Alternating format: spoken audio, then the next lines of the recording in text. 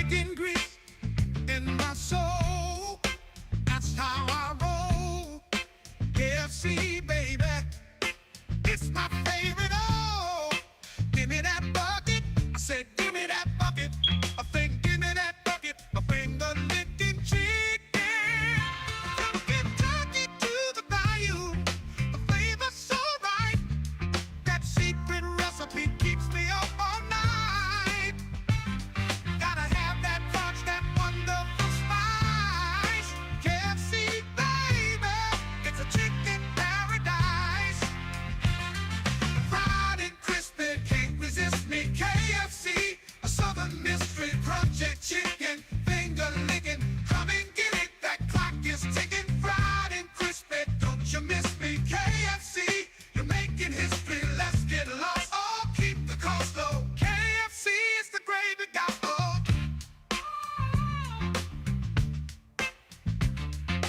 Give me that bucket. I said, give me that bucket. Give me that bucket. Oh, give me that bucket. I said, give me that bucket. Give me that bucket. Oh, And we are live. There it is.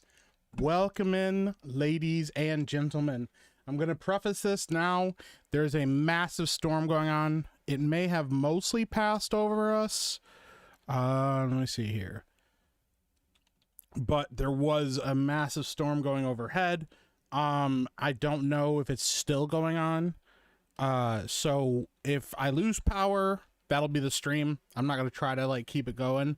It is possible, but hopefully not too bad. Oh, it's a flash flood right now. Flash flood warning. That's cool. Let me see here. Where's the radar? You're the only power. It looks like it'll clear up in about an hour. So about the time the stream is done, it'll probably be clearing up. So, no worries. I hope you guys are all doing well. Shout out. Appreciate you being here. First and foremost, we got to honor our first in chat. Our first today, you know him. You love him. Our boy, Mark Andre Roy. Hey, your soul's glowing. Just let your soul glow. Just let it shine through. Just let your soul glow, baby. Feeling oh so silky smooth. Just let it shine through. Just let your soul glow. Shout out, Mark Andre Roy. I hope you're doing well, my friend. Appreciate you, bro. Thank you for being here. I'm gonna get through chat here. Fucking hell. Maybe I'll pull up the YouTube chat. Hold on. YouTube chat might be a little bit easier to navigate right now. I never know which chat is the best one. Every chat's different. By the way, shout out if you like the thumbnail. Our boy, you know him, you love him. My arch nemesis, Turd Ferguson. He's the one who made that. He makes really good thumbnails, actually. I really, really like that aesthetic. Oh shit! I thought that was the thunder. I really, really like the aesthetic he makes for the thumbnails. And I appreciate that he even bothers to put that kind of work into it. He could just be like, "Go fuck yourself, Mike. I'm not helping you at all." I mean, he's already been forced into servitude for being a mod. Like he doesn't have an option there. Like you guys shanghaied him into that, but I very much appreciate him doing that. So shout out to Turd Ferguson. Appreciate you. All right, the chat jumped on me majorly. I'm gonna say hi to who I can see. If I missed you, pop up in chat again. I'll say hi to you. Shout out to Mr. and Mrs. Rough Night. Love you guys. Appreciate you. Turd Ferguson, DK Kitchen, Richard Dower, Fifth Down Sports, X in Wonderland, Angie Blanken, my regulars. Appreciate and love you guys. What's up, Kodiak Rex? Hail the Walrus of Steel. I should get that mask. Hertz Donut says, I heard that, Meek. I don't know what you're talking about. What's up, DJ Skylo? Good to see you. Hey, what's up, Real Gray Ghost? Shout out to you. Yeah, I know Real Grego said he was something was not letting him send in a super chat. Listen, if you try to send me something, you want to make a joke or something, and it doesn't work for you, you can send me a Streamlabs donation. First of all, YouTube doesn't take a cut of that. I'm not trying to shill for that. Just saying you can, and they don't censor those. unless you say something really egregious, but I've seen some pretty rough ones on there. So you can always send them over there as well, and I'll get those, and then I'll read them just like I read everything else. Damn it, hell. Speaking of which, actually, Real Grey Ghost did send one over on Streamlabs. For 5 says, Meek is so ugly you can call him Mr. E.T. I pity the fool who don't phone home. Hey, well, thank you. I appreciate that. Thank you for the 5. My mom thinks I'm handsome. My mom thinks I'm handsome. I know you're messing with me. Appreciate you. Babyface versus heel Batgirl. Shout out. Good to see you.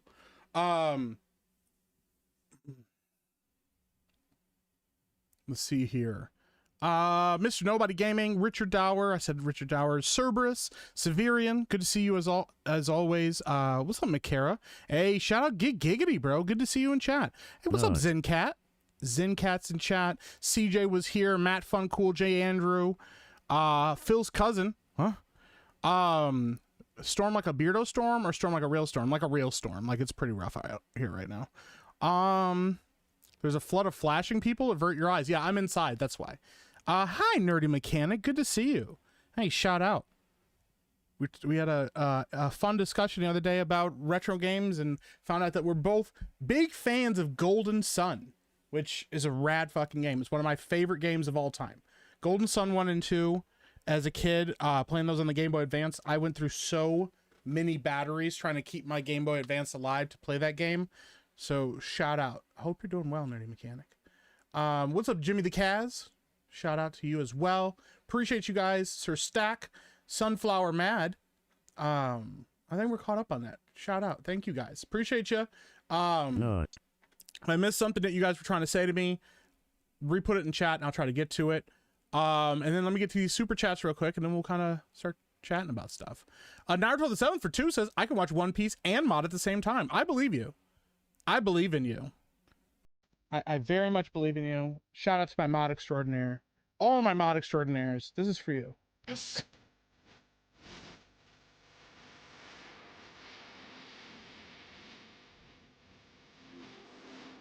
Shout out to my mods. Wyoming Sasquatch for 2 says, Cobra Cast tax. Yeah, I'm waiting for it. I'm waiting for it. He said not, but well, I'm waiting for it. Really Old Movies, remember for 12 months? Hey, shout out for a whole year, man. Thank you. Glad Miki can read. Just got Vertigo in Rear Window 4K on Amazon. Lots of great films on sale there. Hell yeah. Have fun at MegaCon. You going to Vegas. I'm going to try to go to Vegas as well. Listen, these tickets for MegaCon and all of that stuff were not cheap. I also waited till the very last minute. I got my stuff all lined up yesterday. If I had done it earlier, it would have been much cheaper than it was. But I'm going to try to prep for Vegas. I don't know when Vegas is, but I'm going to try to prep for it to go to it. So we'll see. Apollo Monopoly member for 17 months says,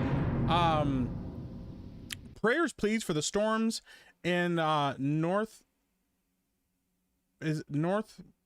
Wisconsin. Is that what that is? North Wisconsin? I'm not sure where that is, Apollo Monopoly. NWI. And those who got hit, my boss's home was crushed. Few of his neighbors are still trapped. Oh my gosh. Yeah, prayers up for them. Everybody affected by those storms. My goodness, bro. That's terrifying.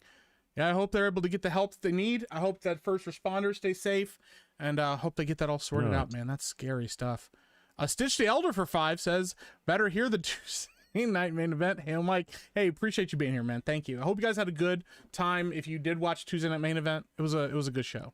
The Man Bro Dude for 20 says, boom. I don't know what to do with my hands, but here's some support, brother. Hey, shout out Man Bro Dude. I hope you're doing well, my friend. Thank you. Appreciate your support here and on Geeks and Gamers and on CobraCast. Shout out to CobraCast. It's not happening tonight. We would be Vault 199 Gaming for 199 says, been eating local honey. Now sugar tastes terrible. Yeah. Once you get off of sugar and you actually start eating like natural sweeteners, fruits, things like that and then honey, things like that, when you go back to regular sugar or like processed refined sugar, it does taste bad initially. The problem is how addictive it is. So even if it doesn't taste good to you, the chemicals in your body re-trigger those gut biomes to really crave that sugar again, and that's what kind of sends you into the spiral.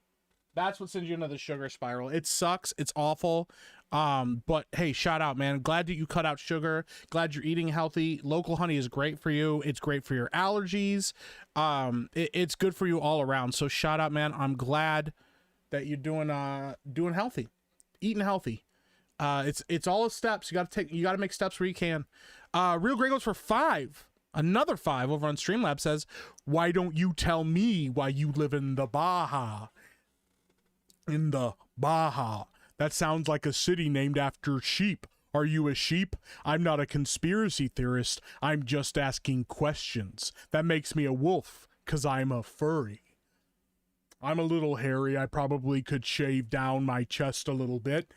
But that's okay because my current wife says she likes him a little hairy. Hey, shout out, thank you for the 5. James Bursey for 2 says Cobra Cat's going live in 5. See everyone there. Yeah, I would be pissed. I'm waiting. I don't think there's any actual news going on right now, and I think Jeremy is trying to watch, what's it called? He is trying to watch One Piece, but I'm keeping my eye out just in case. Thank you, James Bursey, for the 2. For the 2. Andrew Fraser Jr. for 5 says, Mike, I found a novelization of The Last Ronin, my local Barnes and Nobles. I like it so far. Oh, I bet that's pretty good, dude. I bet that's pretty fucking good. Interesting. Stitchy Elder for 5 says, better here than Cobra Cats. Hey, shout out. Thank you. We appreciate you being here, man. Thank you. All right, let me start going back down and talking to the rest of people. I missed this week. We'll catch the rerun. Hey, no worries, Sir Stack. Yeah, we didn't do a stream Monday. I was sick yesterday. I had to do a host of impromptu night shifts with my little one. Unexpected, but we do what we must as parents, and so I was very tired, and it finally caught up with me on Monday, and I was very sick. Missed Monday hangover, missed doing my own stream, but we're doing better. We're getting better now. So what's up, Harbinger? Good to see you, man. Shout out to communist comrade Mo Zamboni. Is he here in chat? Hey, what's up, Mo? If you're here in chat, appreciate Mo. Let me make sure I'm caught up. Hold on. And then I'm gonna see if you guys can. Okay, I'm down in a weird place called Dinwiddie, more south. The place I got hit is Lake Village, even more south. Gotcha. Well, I will be praying for you guys for sure. That's scary stuff, man. That's very, very, very scary stuff, man. I hope you stay safe. Hope everybody that was affected gets help. That's no fun. Meek, when you lose the weight, I can't call you the Steel Walrus. What will I do? You can call me whatever you want, my man. You can call me whatever you want me. You accept late for dinner. You can still call me the Steel Walrus. I'll take it. What's up, Jose Taco? Good to see you. D-Day Cobra's live now. He's not live now. I just checked just to make sure. Haven't had sugar in my tea for 7 years. Just honey tea for me. Hey, honey tea is good. Eating bees is wild. Well, you should try it. You should try eating bees. Don't try eating bees. I'm just kidding. Cobra Cast actually never goes offline. He's always live. Yeah, he just turns on the camera or doesn't. I dig it. My son has been watching season 2 of One Piece. He is watching the regular One Piece, and then he's watching the live action side by side. He really, really likes both. I do think he prefers live action because he's still young, and so live action equals like more relatable or like realistic to him, but he really does like regular One Piece. He knows a lot about it. Having only watched it one time through, he really, really likes it. Real ones eat bees instead of their sticky throw up. Gross. Hunter says my diabetes pump doesn't like to stick too well because I have a hairy tummy, but I refuse to shave. I'm proud of my chest carpet.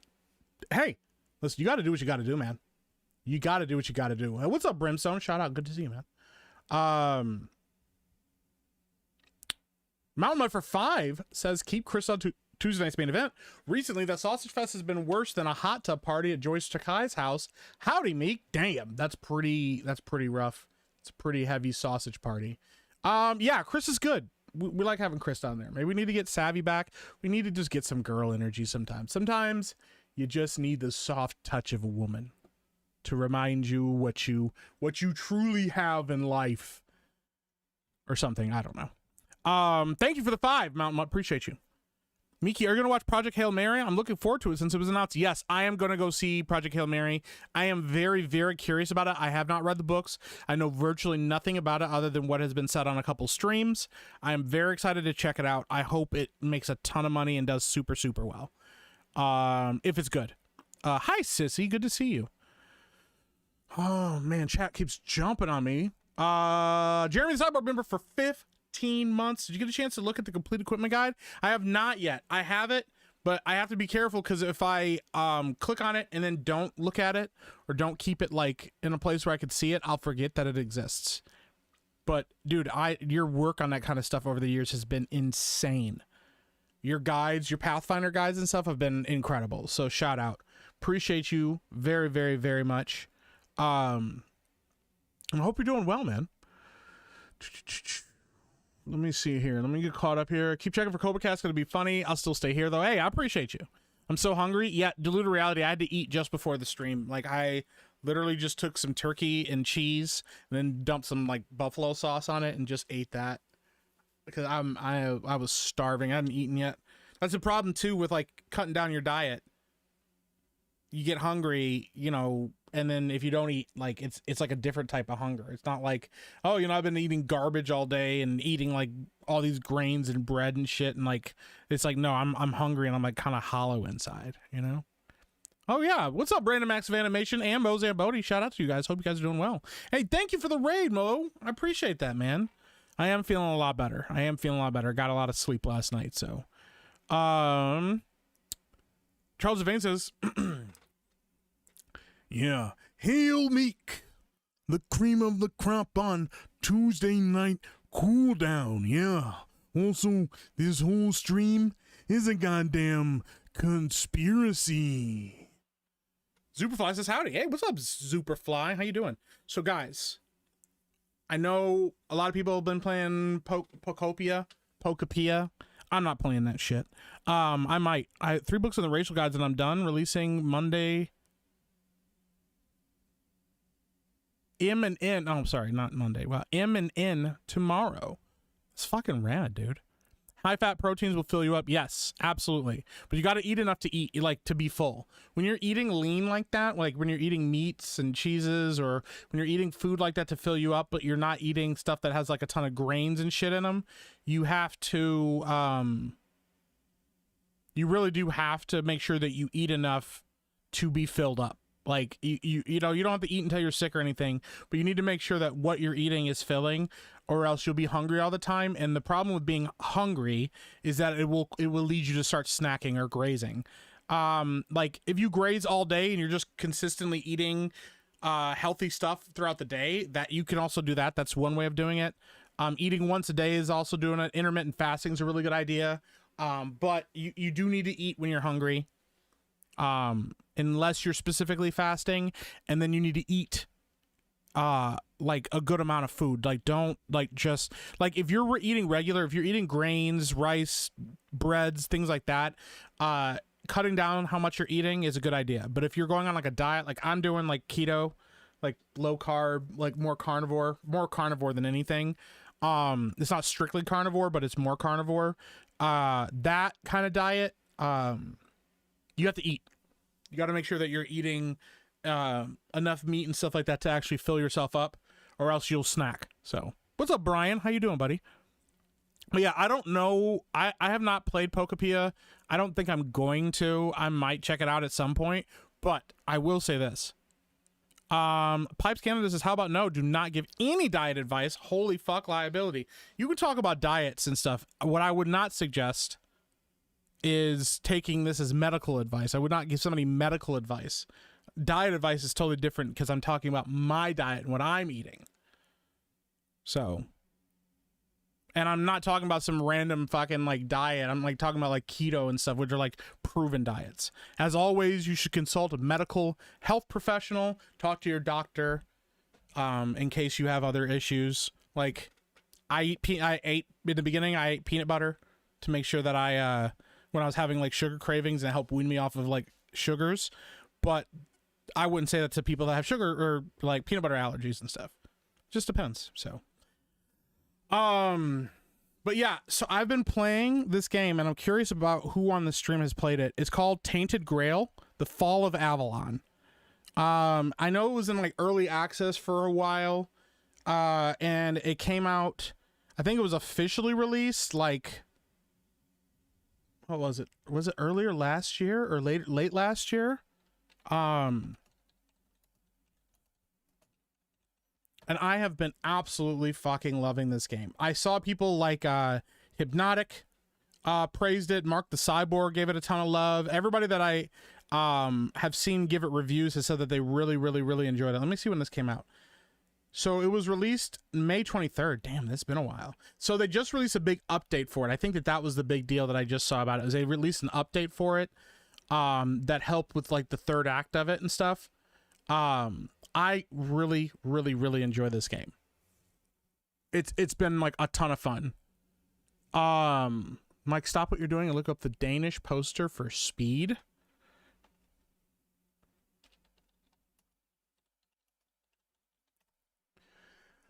But my doctor was concerned about my weight, and she said, "We don't judge here." Ooh. Well, tell her you want to lose weight and don't let her put you on diet pills, because that's what they tried to do for me and stuff. Is they're like, we're going to put you on diet pills. I'm like, I'm not going to take those. So DSB, is that a real thing?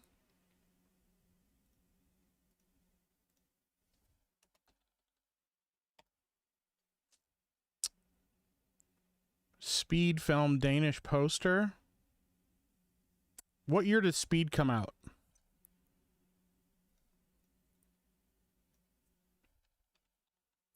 Keanu Reeves Danish poster.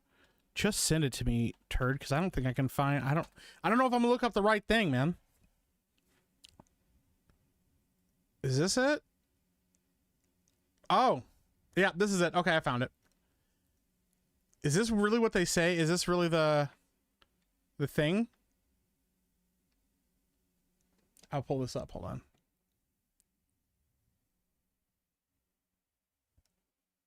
That is the poster for Speed, the Danish poster for Speed. I don't know why Speed translated to fart. I don't understand why that's a thing, but apparently, if you went and watched Speed and where's Danish? If you watch Speed in Danish, the movie was called Fart. So you learn something new every day, don't you? That's fucking wild, Turd. Hunter says I had some pizza rolls today, but I haven't eaten much lately. Yeah, I had to stop eating. Immediately shift to a new doctor if possible. If your doctor is not encouraging you to get healthy and lose weight, it's probably not a good idea. Probably not good. Probably not good. Word Speed in Danish is unfortunate. Yeah, fart. How do you say it? How do you say it correctly? Fart? Fjert? Oh, very fast. Fjert? Fart in Swedish means speed too. Do they pronounce it fart though? Denmark? Thank you. I don't know what the other fucking countries are. I don't do that. Got it. Listening to Dr. Meek. I'm not your doctor. I'm not your fucking doctor. Donna Hall, who is a medical professional, says what Mike is saying about dieting is correct. Let's go. Shout out. Why would your taint be grailed? That's a good question. Let me see if I can find some gameplay of this though. This is like, it's funny because this is what I think Avowed wanted to try to be. But this is made by an indie game, indie company, and it looks pretty fucking rad. Try not to spoil any of the actual story. Here's a gameplay walkthrough. I don't know who Captain Cigar is. We'll pull this up and see if this works.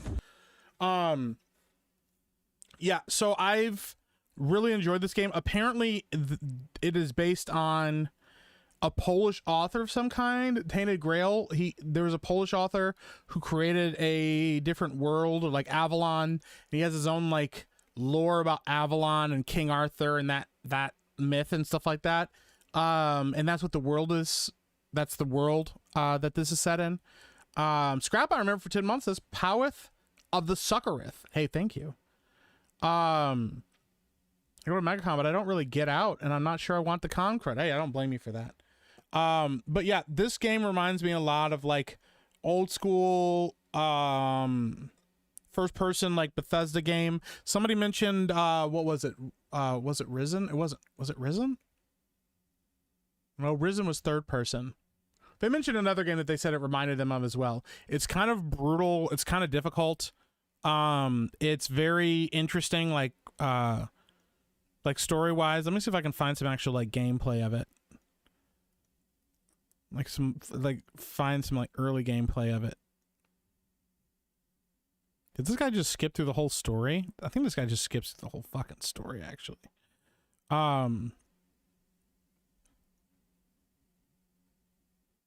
Yeah, I'm trying not to like spoil the game for myself because I'm still really early on too.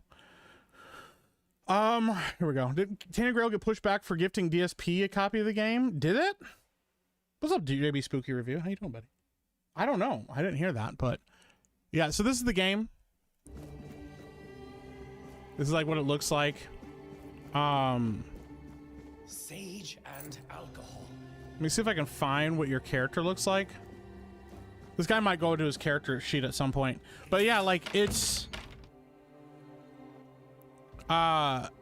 it feels very much like Morrowind, or Oblivion. It does not feel like Skyrim to me.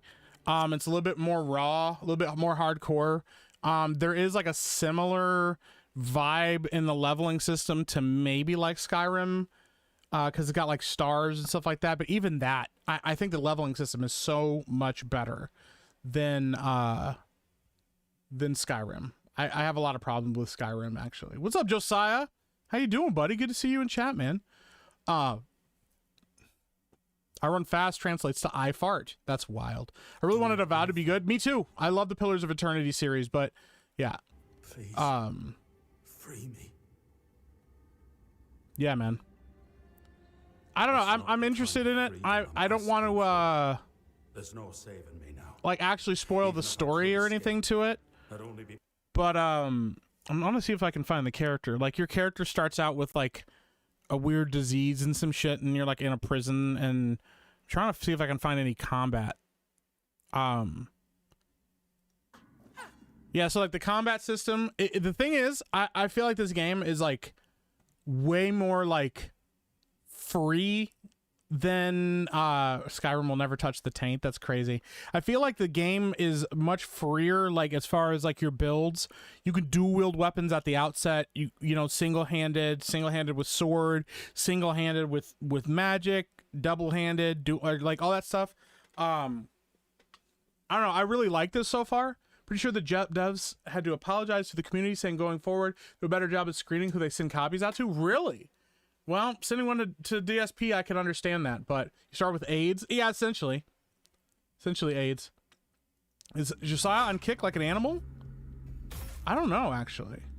But I really, really, really enjoy this game. I had an absolute blast with it. I do not want to spoil the actual story itself, but I was actually thoroughly impressed with the fact that they put forward like a game and a story that doesn't immediately do like it's not like morally gray, but it doesn't put forth like just go around slaughtering everything for no reason. You can do that, absolutely, but that's not like the point of the game. Like there's definitely going to be some interesting like story beats and story approaches to things that are like not what you expected, and I kind of dig that. You begin in a prison like every Elder Scrolls game. Yeah, it's similar. Hey Hunter, have a good night, man. I appreciate you. Get some rest. You begin in prison, Gary Buchler Simulator. That's crazy, bro. Have you reached the frog in Tainted Grail yet, Mike? If not, don't pet it. I have not reached a frog yet. I do really like this game though, a lot. There was like there's a mission with like a necromancer. I won't spoil exactly what happens with it, but the conversation you can have with that character is really interesting. And there's like a couple different ways to resolve that situation. And I really kind of dug that because they're all very different ways of resolving that situation that A lot of games don't give you those options. A lot of games, it's like, well, if you got to kill him or not, that's all you get. Or maybe you could do this other thing and maybe get away with like a second option, whatever. But I just dig it so far. I'm interested in the storyline. So yeah, heard about the wedding. Congrats. I'm not gay. I'm not a gay man. And yes, Gary could figure out the first door because the doors essentially like don't really do much. So, one of the best Grimdark games in a long time, in my opinion. Yes, it's very Grimdark. I really like it. Have you stopped playing Arc Raiders? I logged back into Arc Raiders a week ago. But yeah, I just haven't been... I've been really hungry for like narrative stories. I've been really hungry for like good stories with good storylines or games with good storylines and stuff in them. And that's been kind of tough, like to find those. I mean, I'm trying to finish the DLC for The Witcher. But also just trying to find some other stuff. So, but yeah, but that's been a lot of fun. I also checked out, and if you haven't already, what's it called right now? Slay the Spire 2 is out. Slay the Spire 2, I played the first game and absolutely loved it. Slay the Spire 2 is like absolutely insane. The numbers for this game, once again, another indie game, are absolutely through the fucking roof, and I love it. Currently on Steam, look at this, 24-hour peak, 571,000 players for a little indie game that's a sequel to a previous, like a roguelike card game. Absolutely love it. 288,000 players right now. So yeah, if you haven't already, give this game a check. It's good. I really enjoyed the first game a lot. If you haven't played the first game, it might benefit you to play the first game. You don't have to play this one, but I think you'll enjoy it. I like the first game a lot. It's one of those games that starts out pretty simple in its approach and gets more complicated as you go, and trying to build the right deck for a run is really a lot of fun, man. Especially when like you start doing well and you start building a specific run that you want to do, like a poison build for the rogue or whatever, and then you get like a card that's kind of a game changer for a totally other build, and you're like, man, maybe I should go this way instead because I might still be able to pull this off, and just stuff like that. It's great. I loved Slay the Spire a lot. Slay the Spire 2 has been awesome. I've had an absolute fucking blast with this.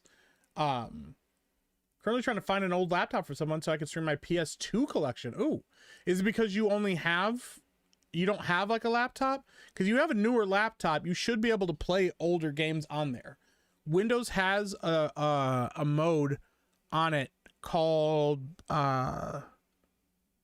it's automatic now, but you can also manually do it. It's like a backwards compatibility mode where it'll utilize older versions of Windows so you can play older games on there. So, have I played Drim Down? I have not. Zero Gun says Slay the Spire 2 is in early access. I'm gonna wait for the 1.0. That's also a good idea. I could totally understand that and waiting for that. I love it for what it is so far. I haven't run into any situations like, I mean, I haven't run into the end of the game or anything. It kind of feels like the early access is just them tweaking things. But I'm looking forward to the full game coming out. So, Grim Dawn, is that what that's called? Grim Dawn, interesting. What's up, Mo Monty? How you doing, buddy? Harbinger for 5 says Tainted Grail is one of the best games I've played in a long time. Arthur's voice acting is amazing and the music is superb. Yes, the music, the voice acting is very, very, very good. You love break style? What is that? I love to help with some breaks music. That is my forte. What is break style, actually? You have to explain that to me. But yeah, we've been getting like a lot of really good games recently, man. So you played Reloaded? I played Reloaded because I hate myself. Stress level 100. I love Metal Gear Rising. I'm absolutely having a blast with that game, but I needed a break. I wasn't feeling great. I just needed a break from it. I want to play it when I'm actually like paying attention to it, not just trying to run through it. The other one I've played recently, actually, that somebody mentioned in chat, where was it? Who's that? Oh yeah, Superfly was trading card game, Card Shop Simulator.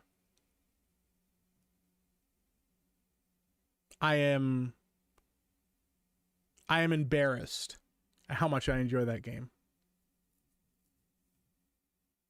I never thought that I would be in a position where I would love to play a game where I just run a fucking trading card game shop, but I've been playing a shit ton of it and I can't stop playing it. And it also is because there are no, as I told my friend who actually runs a 40K shop, I don't have any risk here.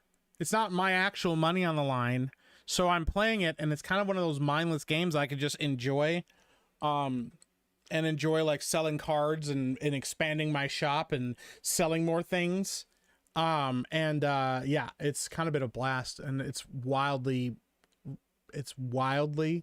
addictive. Okay. It's kind of dumb. So, no, I want to stream a capture. I get off my PS2. And I need a laptop with a capture card. Understood. Okay. That makes sense. I got what you're saying. Single Man Skid said, Mook, what are your weighing in at nowadays? The final 15 to 20 pounds has proven to be a total pain in the tuchus for me. I don't weigh myself really at all. Based on what I weighed, I think I weighed myself like a couple weeks. I don't remember the last time I weighed myself. I try not to weigh myself because I don't really care about that. It's about how I feel. But I know that I lost at least 30 pounds, if not more.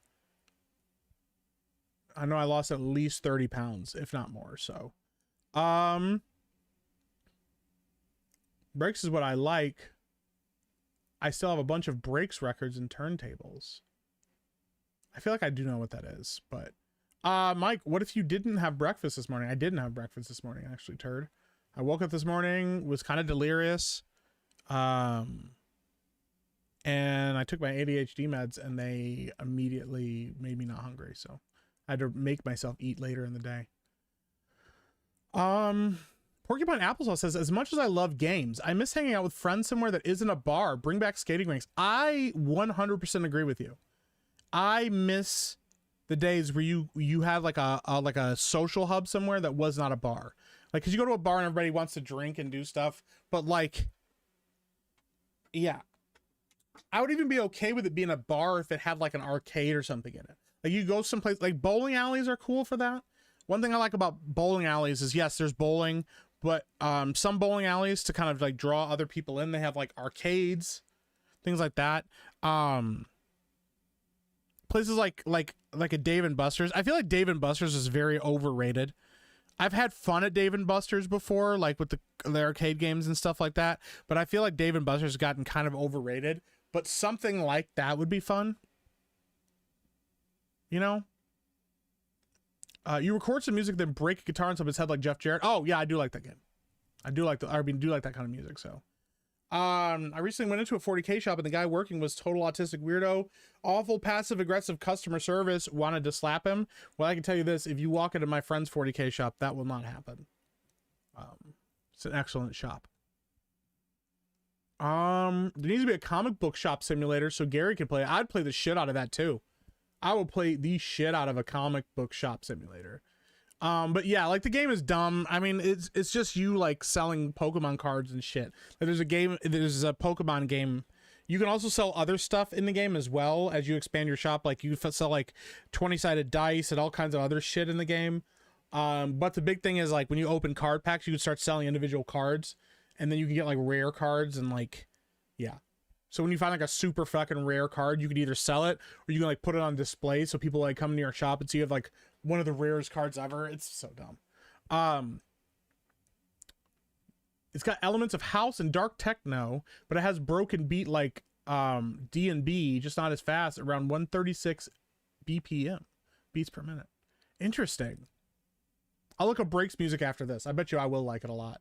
Math on Cool says, what are your thoughts on the Conan movie? Do you like it? Do you think it'll be good? Or will it be another dumpster fire? I don't know who's all involved with it. I know Arnold says he's involved. Christopher McQuarrie is writing it. Christopher McQuarrie, if you don't know, is the same guy that wrote the last... How many? The last 4? He wrote the last 4 Mission Impossible movies. I'll give you his filmography here in a second. He wrote The Usual Suspects. He wrote Valkyrie, The one with Tom Cruise where he was a Nazi or whatever. The Way of the Gun, The Tourist, Jack Reacher. The Tourist was awful. He wrote Jack Reacher with Tom Cruise, Jack the Giant Slayer, which I heard was terrible. He wrote Edge of Tomorrow, aka Live Die Repeat, but it's Edge of Tomorrow. He wrote Rogue Nation. He wrote the second Jack Reacher, which sucked. He wrote The Mummy with the Tom Cruise, that also sucked. Then he wrote Mission Impossible, which was one of the best of the franchise. He wrote Top Gun Maverick. He wrote Mission Impossible Dead Reckoning and Mission Impossible Final Reckoning. He also directed the last two, which I do not think he's a great director. At least in those two, I didn't like his directing because I wasn't a huge fan of Final Reckoning or Dead Reckoning. I like Dead Reckoning more than Final Reckoning, but I loved it. I loved Fallout. Mission Impossible Fallout was fucking rad. He also had uncredited writing work in Batman and Robin, 2000's X-Men, Mission Impossible Ghost Protocol, World War Z, The Wolverine, and Rogue One. I think he's a pretty talented writer. I think he's got a good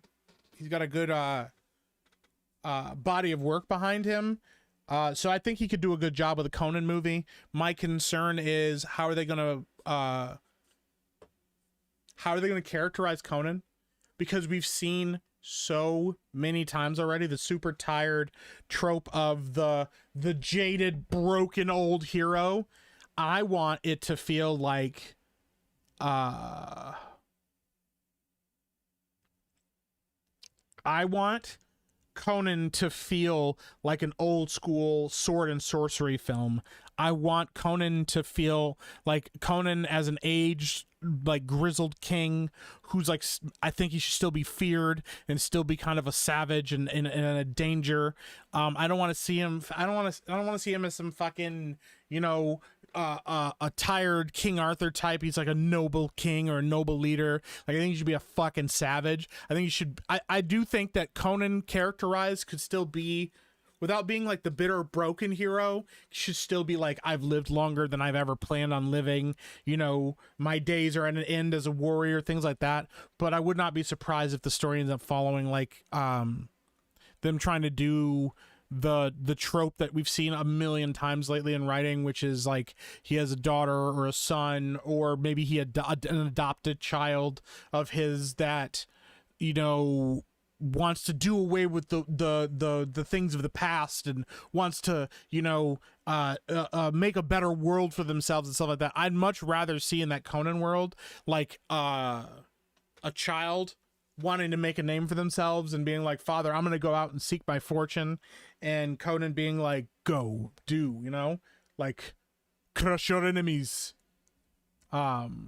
See them driven before you and hear the lamentation of their women. Like that kind of a philosophy passed down to a child, and them go out on an adventure to make their fortune, to make their way and earn the crown, that would be fucking rad. That would be really cool to watch. But I don't know. You'll play Trading Card Simulator, but not Pokepia. Yeah, I ain't paying for Pokepia. I got Trading Card Simulator on Game Pass. Do you measure your BMI? I have not in a long time. I will eventually when I start working out more consistently. Once I start like hitting the gym like really consistently and working to not just lose the weight, but also start building muscle and stuff, I will check my BMI. I know my BMI is not great now, but yeah. The weight scale broke, Mike? I'm not that heavy. I'm heavy, but I'm not that heavy.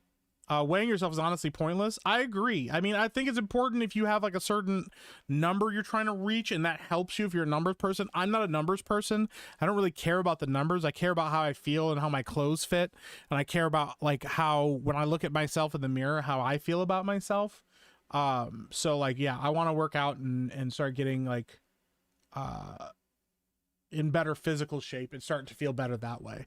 BMI is something I would measure when I start like working out consistently to kind of see where I'm at muscle mass wise. I hear in the DLC for Trading Card Shop Simulator, you start a YouTube podcast, become the oldest nerd on YouTube. That's fucking great, dude. Congrats on being less, Meek. Hey, thank you.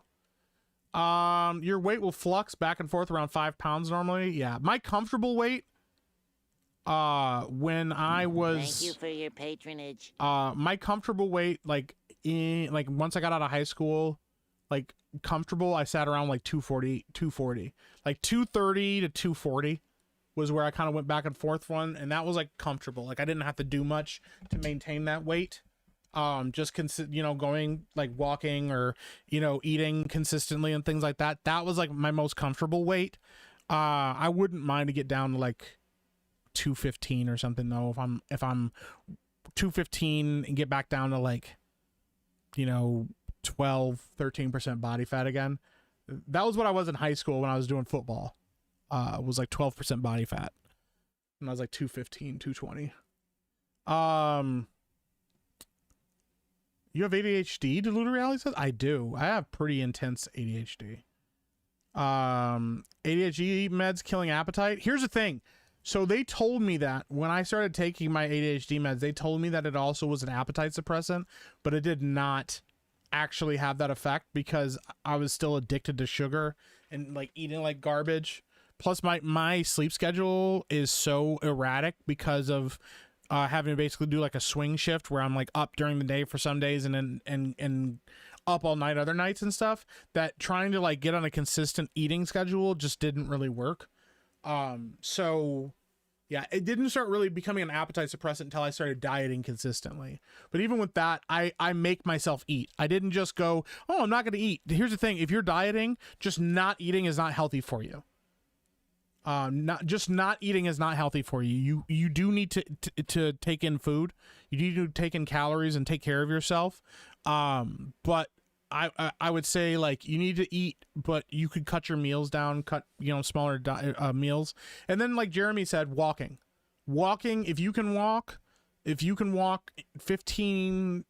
15, 30 minutes a day, you should walk.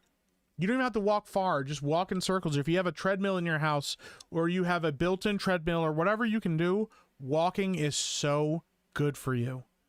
It is so good for you. And when you're bigger and you're carrying around all that extra weight and you're moving around and you're walking around with all that extra weight on your body is just eating that shit up. It's like, oh, hell yeah. Like we're working hard at this stuff. So it's good for you. It's good for you.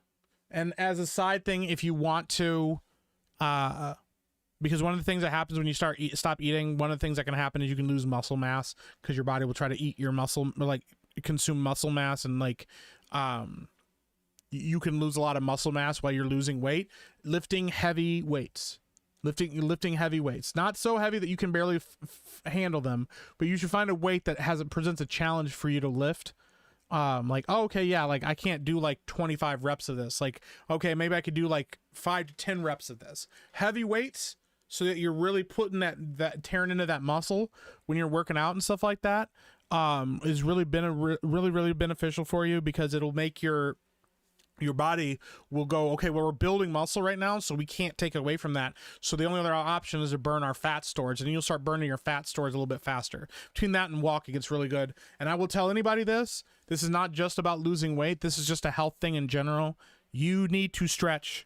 Stretch your legs, stretch your arms, stretch your back. Okay, go on YouTube, find best stretches. Look up your time. You can use AI for this. You can use it on YouTube. You can all this stuff. Go find good stretches for your legs, your hamstrings, your calves. Go look it up for your abdominal muscles, your arms, your shoulders, things like that. Stretching is so important to you. That mobility that you will have as you consistently stretch is invaluable. Okay. It's why like somebody like Diamond Dallas Page with Diamond Dallas Page Yoga, stuff like that, has helped so many of these wrestlers that had could barely walk and stuff get back to walking and stuff, because he helped them stretch. He loosened up their joints again, stuff like that. Stretching and walking are so underrated as exercises and activities, but I'm telling you, man, you will feel so much better when you stretch. When I haven't stretched in a while and I can feel my muscles tightening up, it sucks. But like, that's the other thing too. Being able to, even if you're overweight and still being able to bend down and like touch your toes is an impressive feat. But when you can do it consistently and then you're also losing weight, you will feel so much fucking better. Anyways, that's my diet advice, but I'm not a doctor. Jesus Avila, thank you for the gifted memberships.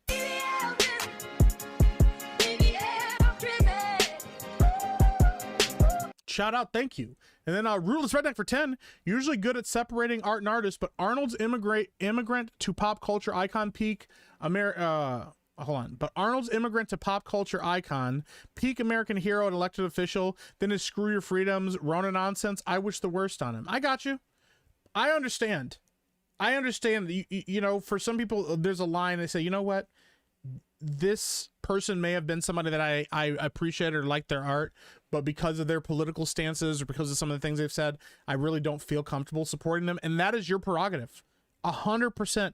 I completely understand somebody wanting to walk away from or not be interested in Arnold stuff. It's like with The Rock. Like, it's not his politics, but he has given such shitty, awful interviews over the years, and he's such a fence sitter, and the way he's acted outside the WWE and the way he acts and talks about professional wrestling, I lost my enjoyment of his wrestling. Sometimes I can go back and watch his older matches and enjoy it, but man, I cannot stand that guy. Dwayne Johnson is kind of a prick. Andros, the Warrior High Alpha for 5 says, whenever I put on My Plague by Slipknot, I would start playing Resident Evil because it's perfectly awesome. Would listen both movie and album version. Hell yeah, dude. I respect that, dude. He said, feet, shut up. What's up, Doc? Welcome to the Rebellion. Vindicta. Hello, Epic Mike and chat. Lots of great wisdom I need to do for taking care of myself. It's all important, man. Just start where you can. I could see not liking working out if you're already doing laborious physical work. Absolutely. That's the other thing too. Like, you can scream at anybody, go to the gym, go to the gym, go to the gym, all you want. And that doesn't help somebody that goes, I work fucking 12 hours a day and I'm fucking exhausted. But if you come home at the end of the day and just sit on the floor and relax and you just do 10 minutes of stretching your legs out, reaching for your toes, doing some hip flexing, stretching your arms, you know, these kind of things. You do that kind of stuff, man, and you'll feel so much better at the end of the day when you go lay down. You just feel a lot better. Easy to touch your toes. You don't have easy for you to touch your toes. You don't have feet. That's wild. Jail. Now consume cake? No. Deluded Reality says The Rock is secretly gay. There's no way he's a heterosexual.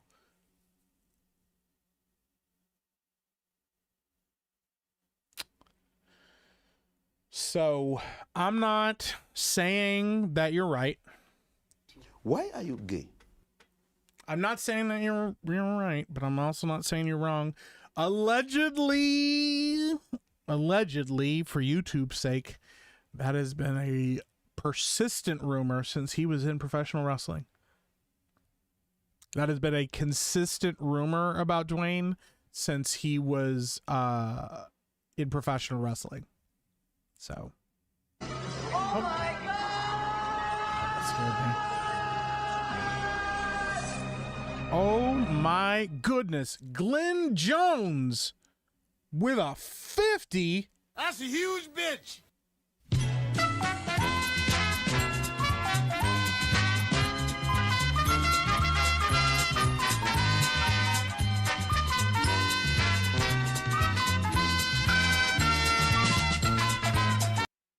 There we go.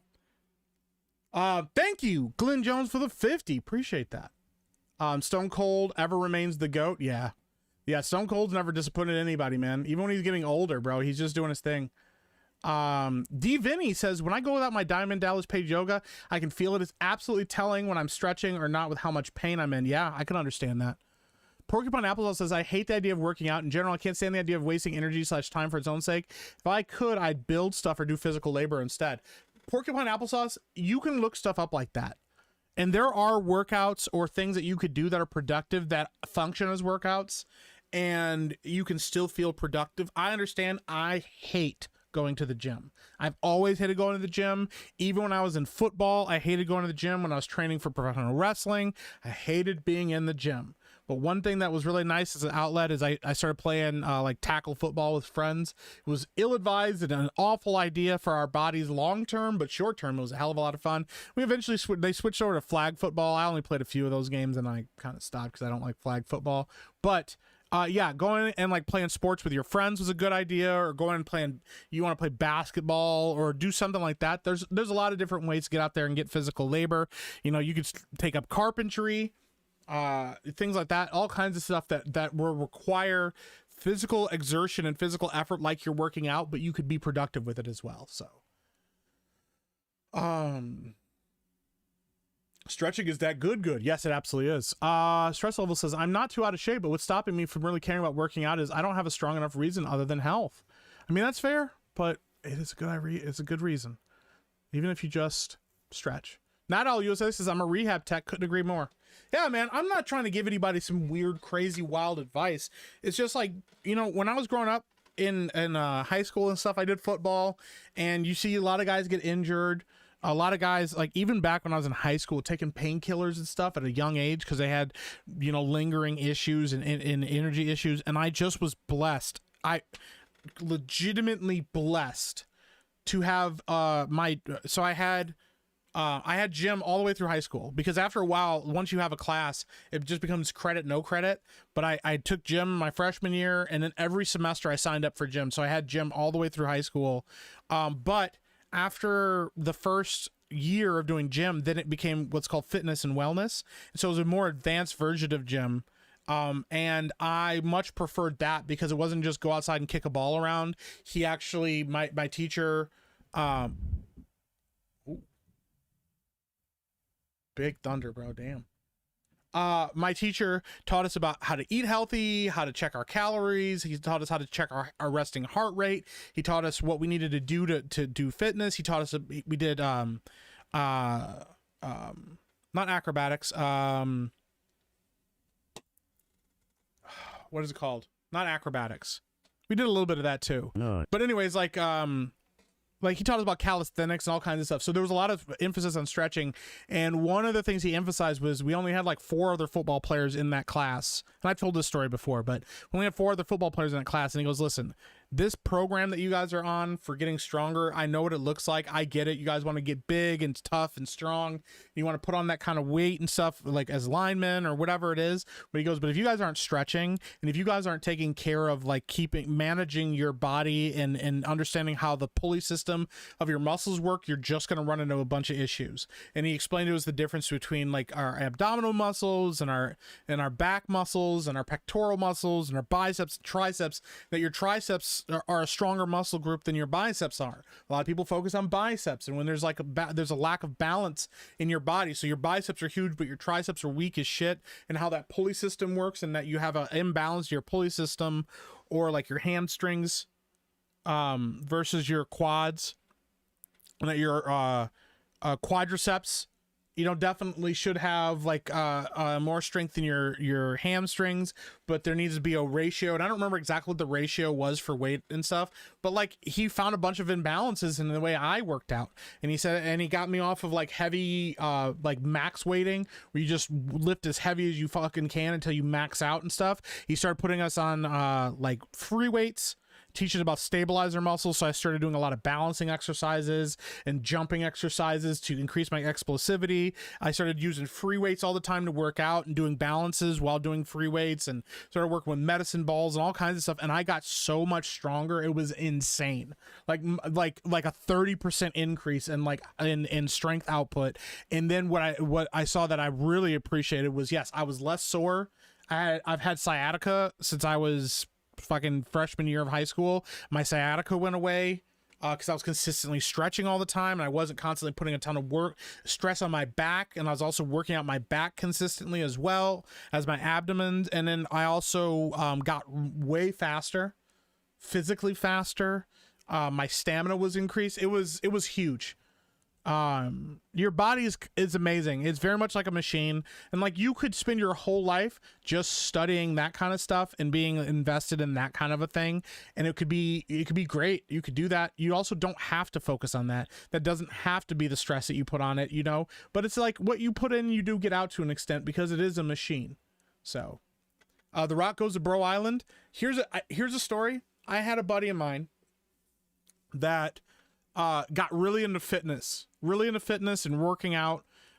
This was back in the late 2000s, and he moved down to Florida and was down in Florida working with all these bodybuilders and all this other stuff. And one of the people that was consistently working in the gym was, or going to the gym and was in the gym that specifically that he went to, was none other than Dwayne Johnson. Allegedly Dwayne Johnson. Why are you gay? And he had multiple people, he said, in the gym. And this was before, like, he was still The Rock, he was still important, but this is when he was pushing for Hollywood, his Hollywood career. A lot of people said, hey man, be careful around Dwayne. Just warning you now, he's a booty bandit. He goes, booty bandit? What does that mean? It means he'll try to steal some booty if he can. He likes to smash. He really likes to smash dudes. So, like, just warning you to be careful unless that's your thing. And he's like, no thanks, and he stayed away from him. But that was the persistent rumor around him back then, allegedly. So Rough Night says there's a lot of big action stars that are gay, or at least bisexual. It's a big secret, along with how many of them are also bald. Yeah. Thank you, Glenn Jones. I appreciate that, man. Since you kept skipping my chat and are talking about wrestling again, check out today's wrestling related videos. It's the Tuesday night's main event theme quiz I submitted. Let me see here.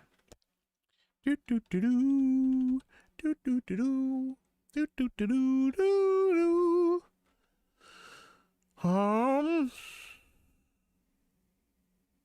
Where is it? Why can't I fucking find it when I want to find it? There's your channel.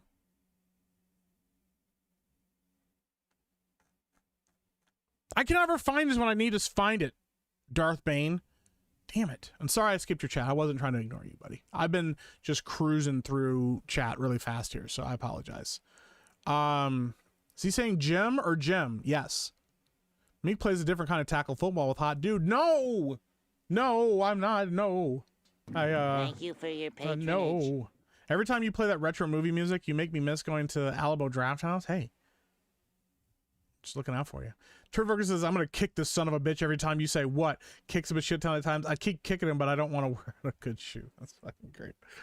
Tommy Carpenter for 199 says, I find you and your boyfriend hot, dude, adorable. Why are you gay? I'm not gay. I don't like men. Hey, yo, what the fuck? Thank you, Tommy. I appreciate it. The Effete, maybe he's saying Jim. Yes, Jim. Hey, good night, sissy. Appreciate you.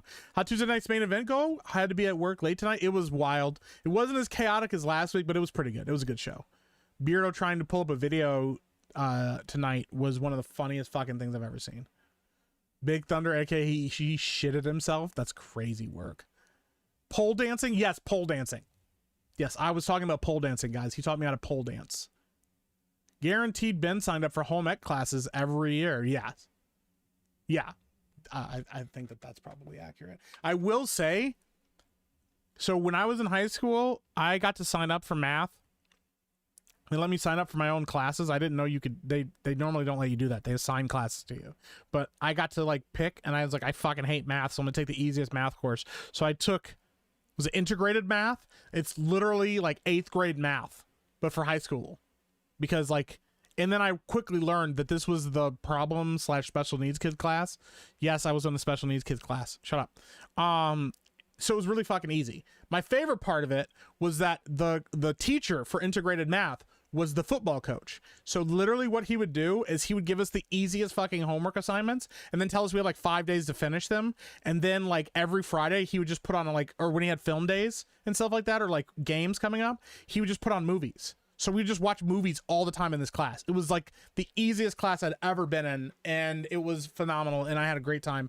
And then the next class they signed me up for was called business math? It was something like that, or business something, but it's basically a home ec class. Although they didn't teach you cooking, what they taught you in that class, which I couldn't fucking believe that they didn't offer this to like everyone in the school, was they taught you how to do your taxes. They taught you how to do loans. They taught you how interest rates worked. They taught you how the stock market worked. They taught you all of this stuff about how to, it was business and what? Hold on. Business and, fuck, I can't remember off the top of my head now, but it was a business class or whatever, but it was essentially like a life class that teach you how to do that. They had somebody come from a bank and they taught us how to like take out loans, how to build credit, how to build your credit score accurately and effectively, how to check your credit. And this was back in like 2006. and they were teaching us this shit. Like, and ever since then, like, I've done my taxes. Like, I've used tax services over the years, like, if shit got complicated, but I can pretty much just do my own taxes. Like, it's pretty simple once you learn how to do it. So, yeah. Let me catch up to chat here. Mike offered to stretch those guys in private. No. Hi, Miguel. Miguel.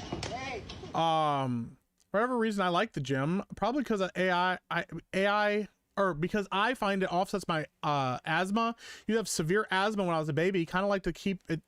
Kind of like to think it keeps the bad stuff in check. I mean, that's not a bad idea. That's not a bad idea. Yeah. I noticed some toning in my legs from biking frequently. It's good since I have chicken legs. Biking is good. Biking is very good for leg muscles. So, okay, I'm back. That's awesome, Meek. Hi, Makara. Good to see you. I'm envisioning Meek working out in short shorts and getting very sweaty. What? Why envision that? Real Grego's born for 21 months says, okay, but how much weight can your kickstand hold up? My what? My wiener? What? Imba Franker Z for 10 says Meek attack tax. Missed Tuesday's main event tonight because I had to work late. Hope it was a good one. Thank you so much for the 10. I appreciate it. Yeah, it was a good one. Yeah. It was definitely a good one. Tom Cooper says, I haven't dug that deep into on info, but had heard people talk about Rock hanging out with other male actors. Just find it stomach churning. Also not surprising. Yeah. Screeaway says Mike skips everybody's chat. I was talking about the problem with working out in the heat here. Hiking and walking are a problem. Yeah, I would imagine when it's hot like that, you gotta drink a lot of water, and it probably is impossible to stay like hydrated enough.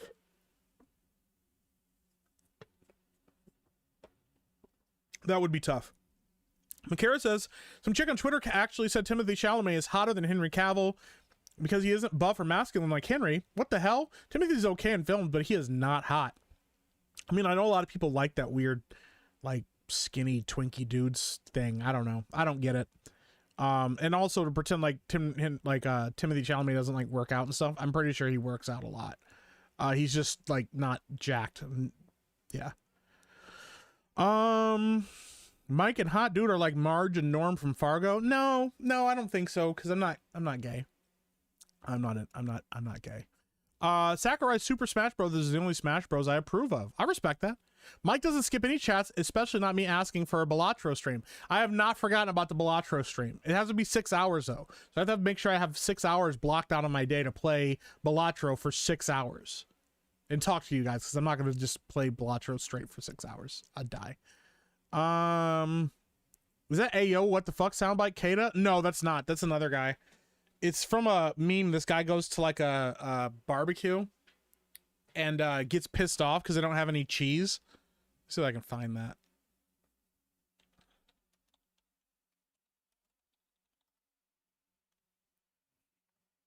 Is this it right here? Yeah, I think this is it right here. Hold on, let me pull this up.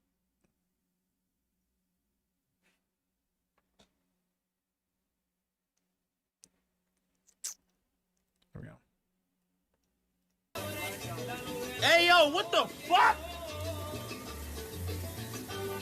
There's no cheese? Son, hold on, son. I'm tired of coming to fucking barbecues. There's mad burgers, hot dogs, peppers, everything. There's no fucking cheese for the burgers? What y'all doing, son? I'm dead tired of this shit. What you laughing at, boy? Oh, hold on. Let me tell you something. Hold on. And these is turkey burgers. This Thanksgiving? What the fuck? That ass. There's no cheese. Hold on. Am I the fucking hamburglar? Who the fuck invited you, Lambone? Who invited you? What did you bring here? Did you bring something? Who told you I was a lambong? Who told you that? What did you bring here? Why are you here? This is a barbecue. Did you bring something? Yeah, I don't know why that video is so fucking funny to me, dude. Valid crash. I'm sick of coming to these barbecues. There ain't no cheese. Y'all got hamburgers, a hot dog, and no cheese. Yeah. 6 hour balut eating stream? No, thank you. No, thank you. In the face, he looks like Cube Son. He does a little bit, actually. Hold on here. Let me make sure I'm caught up. Hey, Tommy Campari for 5 says, appreciate you are the first, sometimes the only to correct Beardo's grammar / pronunciation. Most panel don't realize you are a well-read man. I try to be, but also I think it's funny to call it out. So yeah. Listen, man. All right. I used to love reading. I got it more addicted to video games, which is on me for doing that, but I fucking love a good book. I'm like really, really tempted recently. One, Gary recommended I read the Spider-Man 3 novelization because it's much better and makes the story much better than the movie. So that's one on my list. I've got a bunch of comic book shit coming, including Daughter's Revenge, a lot of stuff from Ripaverse on its way that I'm going to be reading and tearing through as well. And then I really want to go back and reread. I own all of the Hitchhiker's Guide to the Galaxy books. I own one compilation that is all of the books in one, and then I have and another thing which was written by I don't know how to pronounce his fucking name. Let me see how you pronounce this guy's name. Owen Colfer? Yeah, Owen Colfer, who wrote the Artemis Fowl series. He actually was the one that was given the honor of writing the final book in Douglas Adams' Hitchhiker's Guide to the Galaxy series. If you haven't read those books, first of all, that is one of my favorite book series of all time. I have not read And Another Thing, which is like to my great shame, because I love that series. But yeah, the Hitchhiker's Guide to the Galaxy series is the Hitchhiker's Guide to the Galaxy, The Restaurant at the End of the Universe, Life, the Universe, and Everything, So Long and Thanks for All the Fish, and then Mostly Harmless. I read all of those books in high school, then reread them years later, and what's fucking hilarious is that the last book in the series that Douglas Adams wrote was super fucking depressing. And it was because Douglas Adams was super fucking depressed at the time. And he wrote this super depressing ending that is super unsatisfying and frustrating and like the most like shitty way to end a novel series ever. And he even later admitted that he felt terrible about it and wanted to go back and do something about it. And so he did write an outline and a treatment for his final book. And then he passed away before he was able to finish it. And so they had Owen Colfer step in to write it. And I've only read a little sample of it when they first announced it was going to come out, and I loved the sample that I read of it, and it made me very excited to finish that novel series. They wrote that in 2009. So I kind of want to go back and just read it all the way through again, the entire series. I loved that series a lot.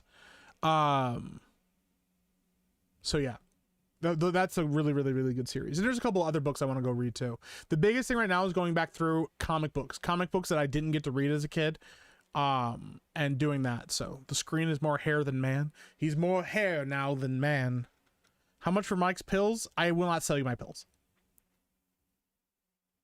What's up, Hot Rodriguez says, Mike, calm down. No, you fucking calm down. It's a goddamn conspiracy. But how often have you used the Pythagorean theorem, Mike? I don't even know, actually. How often have I used that? Maybe more times than I realize, but not enough that I should have, that justified it. Men should wear shorter shorts. I, for one, love that the shorter inseams are making a comeback. Balls. Happy Beardo 199 says, Miki, you could always be like me and abuse the workers at golf clubs. That story was fucking wild, dude. So you just skipped another one of my chats? What chat did I skip? Listen, I can't keep up with you, Screw Away, dude, okay? When I was in school, they taught you how to think. We weren't taught how to do taxes. It's pretty simple stuff. Literally teaching people how to do taxes is teaching people how to think. You know how many kids? Yeah, we also got taught how to write checks as well. Not teaching a child, like a teenager, how to do their taxes, how to write checks, how to balance their checkbook, how to write, how to be financially and fiscally responsible is wild. They should be doing that all the time. Nerd Mechanic says what math class should always be. I agree. You should always be teaching kids that. The whole point should not be just to fill kids' heads with a bunch of numbers and stuff like that. That stuff is, you can teach kids basic arithmetic and things like that, and how to do addition and subtraction and multiplication, all that shit. That's important, but it's also important to teach people how to be functional members of society, and not teaching people how to do financial responsibility. And then the first thing that kids do when they get out of high school, what is the first thing that they do? They fucking go to college and they take fucking student loans out without any idea of how bad the terms of the student loan are, without any idea of the long-term implications and complications and lifelong debt that they will be saddled with, unless they get a job that is so financially soluble that they're able to pay off their student loans very quickly. Yeah, no, I would say that that's way more important than just teaching kids fucking basic math and shit. Teaching kids how to actually function and be able to do shit in society is very important. JB Spooky Review says I wear Daisy Dukes. Same. The meek thickens. What? Huh? 6 hour Balatro. I will play a 6 hour. I'll do a 6 hour Balatro stream. Just for you guys. Just for you guys. Imba Franker Z for 10. I went to a church cookout once, and the people in charge of buying the hot dogs cheaped out and bought the shitty chicken hot dogs. It was almost a decade ago, and I'm still pissed. I would be pissed too. That's not something you can forgive easily, especially at a church function. You're like, hey, what? Is that the Puerto Rican side of your family, Meek? I'm not Puerto Rican. I'm just black and white. I don't even know what the white side is. Bro, you really want to put the forgiveness and the love of Jesus into action. Go to a church cookout and have somebody pull out the chicken hot dogs.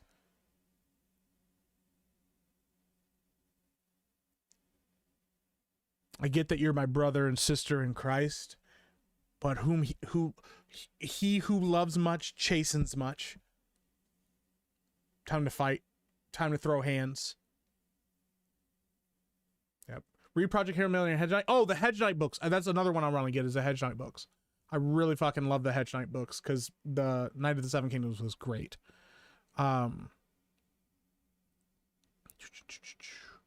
Read Gary's book. It'll make you not want to go to prison. I do want to read Gary's book at some point too. And I don't have any plans to go to prison, so I don't plan to go to prison. Dad bod and actual strength over glamour muscles. Yeah. And you can do both. You can have both, but I would much rather have go muscles than show muscles. So Overwatch Min Vid says, fuck, I wish I could read. I can only do comics. My super brain can't focus like that, it seems. That's okay.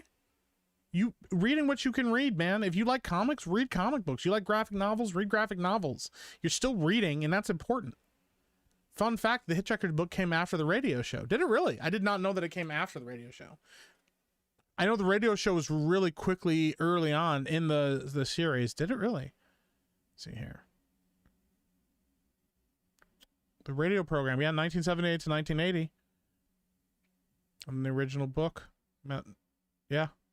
That's actually pretty fucking rad.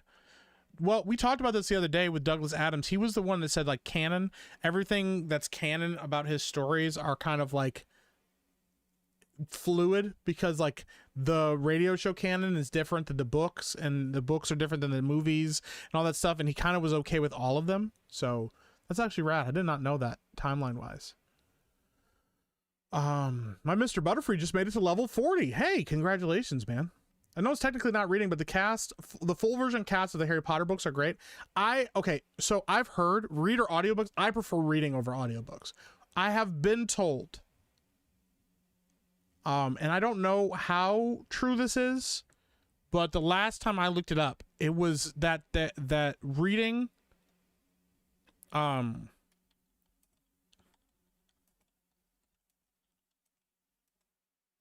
that audiobooks were still almost as good as reading when it came to processing information.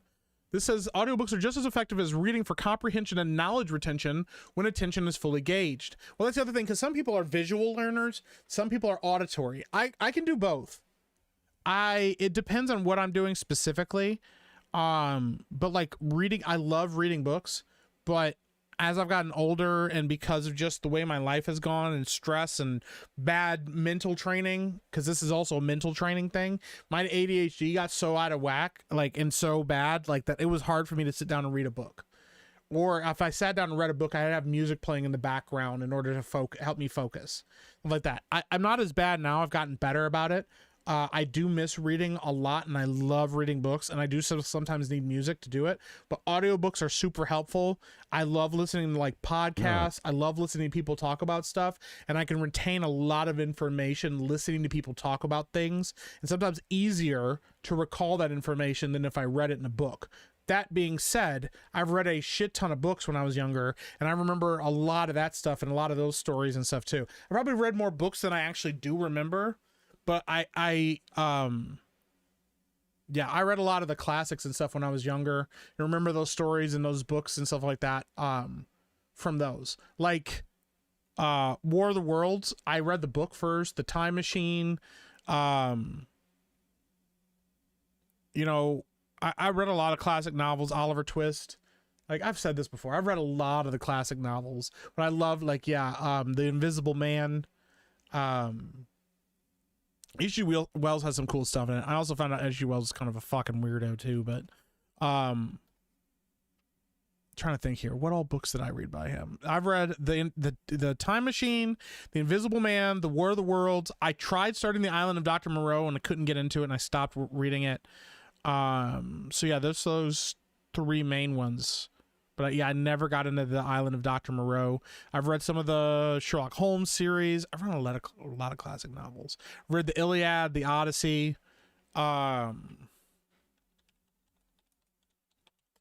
Dude, there was this thing I actually thought about the other day that reminded me of this. There was a series on YouTube back in the day, like not that long ago. I've also read To Kill a Mockingbird. Hold on. I've read To Kill a Mockingbird, The Great Gatsby. I've read Moby Dick. That was a rough one to read. I've read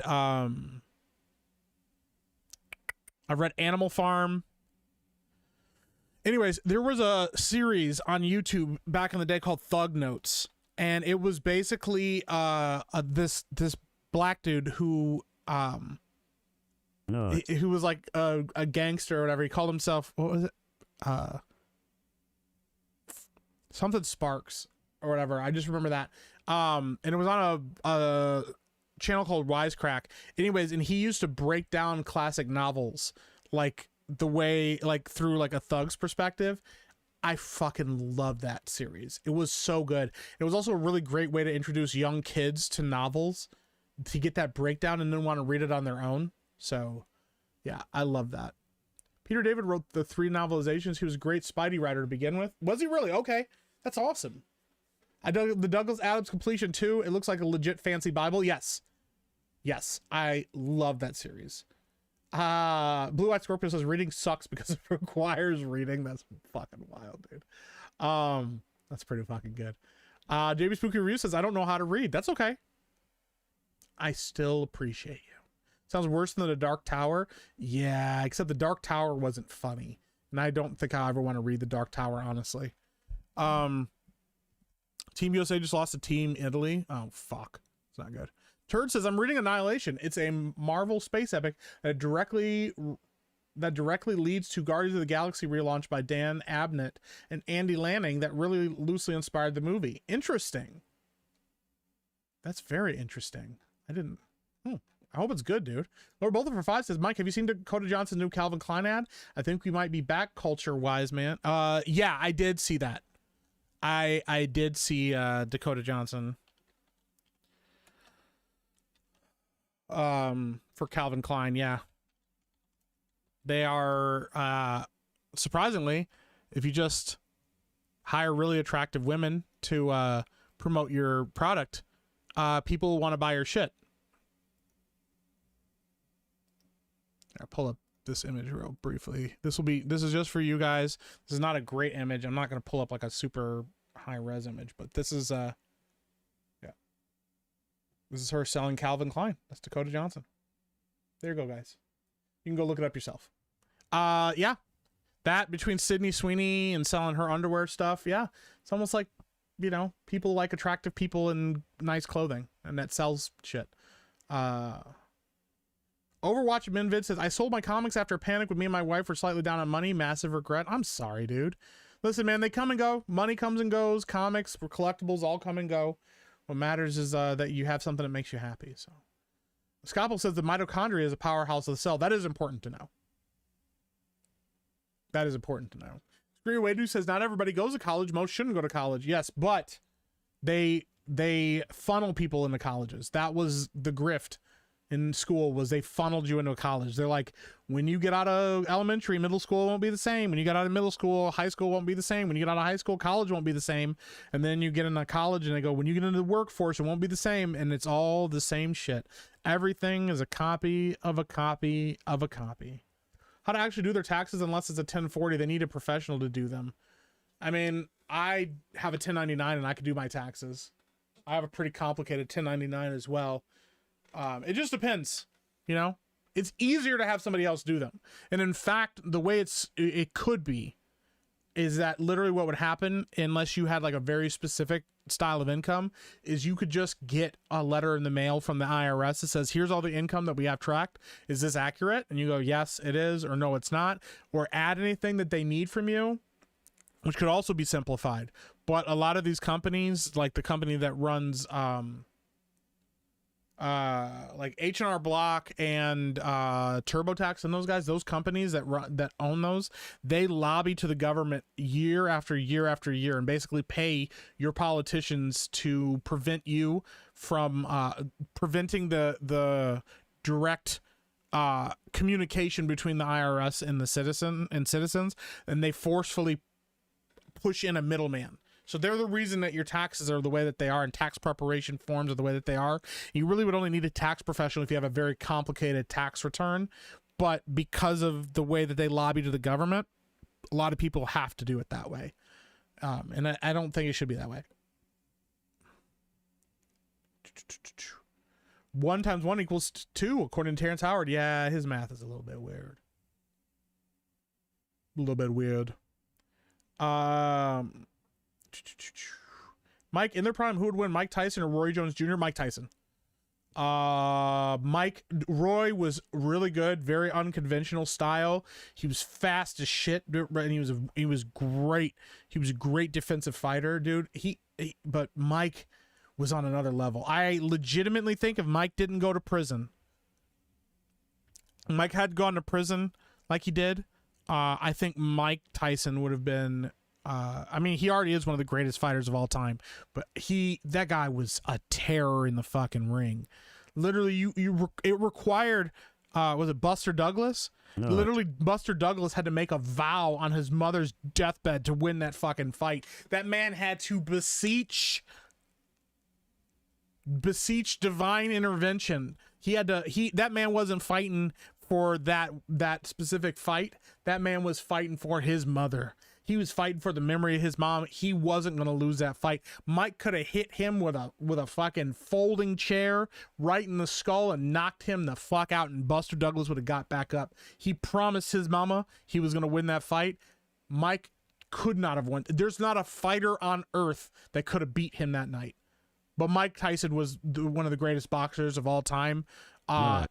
It's top 3, and he ain't number 3. In my opinion.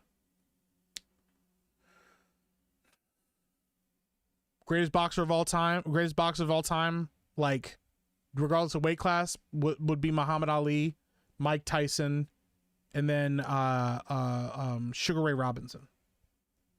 Sugar Ray was I think it's Sugar Ray, right? Yeah, Sugar Ray Robinson. Fucking phenomenal fighters, dude. Nobody plans to go to prison unless they've been institutionalized. Well, you never know. Don't read the prequel comic to Event Horizon. It's ass. Is it really? That's sad.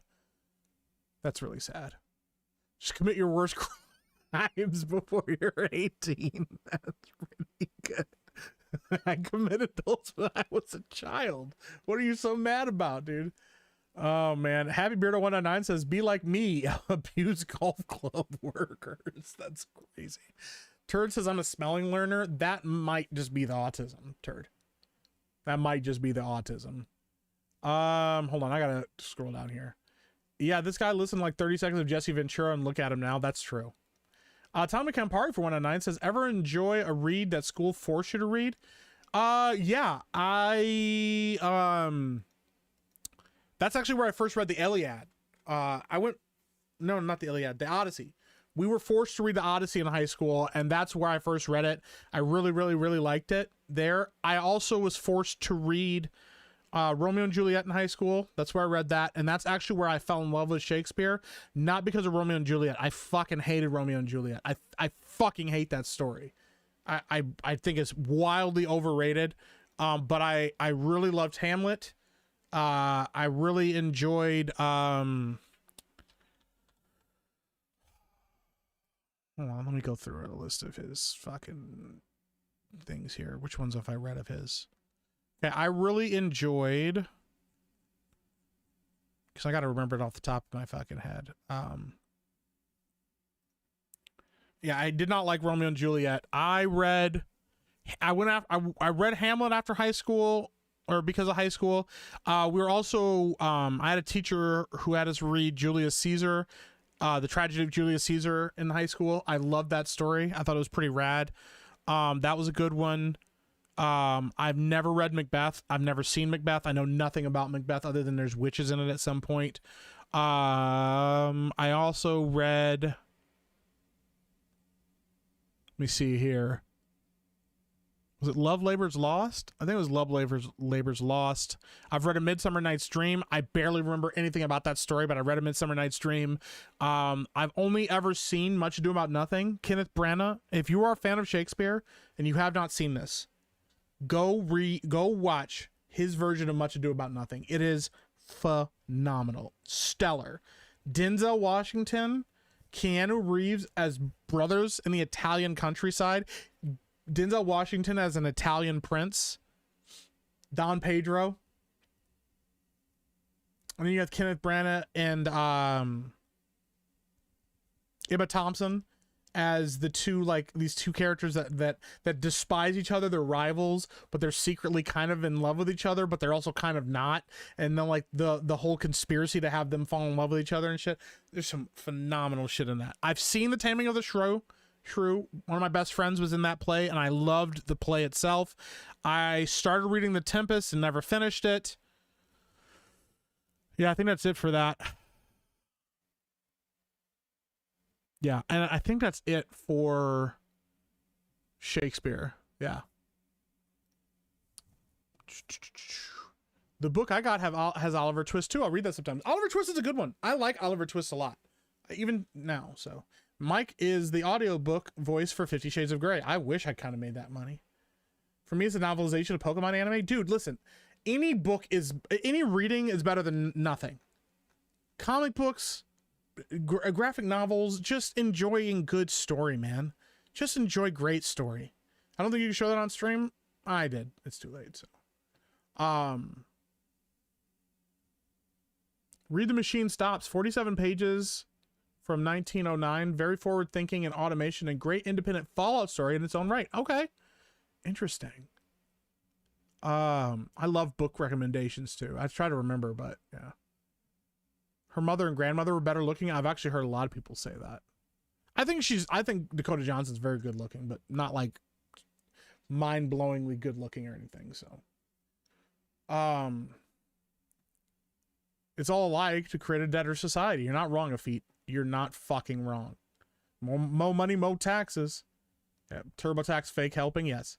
Mark Cujo says, "Hey Mike, do you remember the Age of the Apocalypse skins from X-Men Legends 2? Been trying to complete the Age of Apocalypse Marvel Legends wave. My favorite is Colossus so far." Age of Apocalypse Colossus. Wasn't he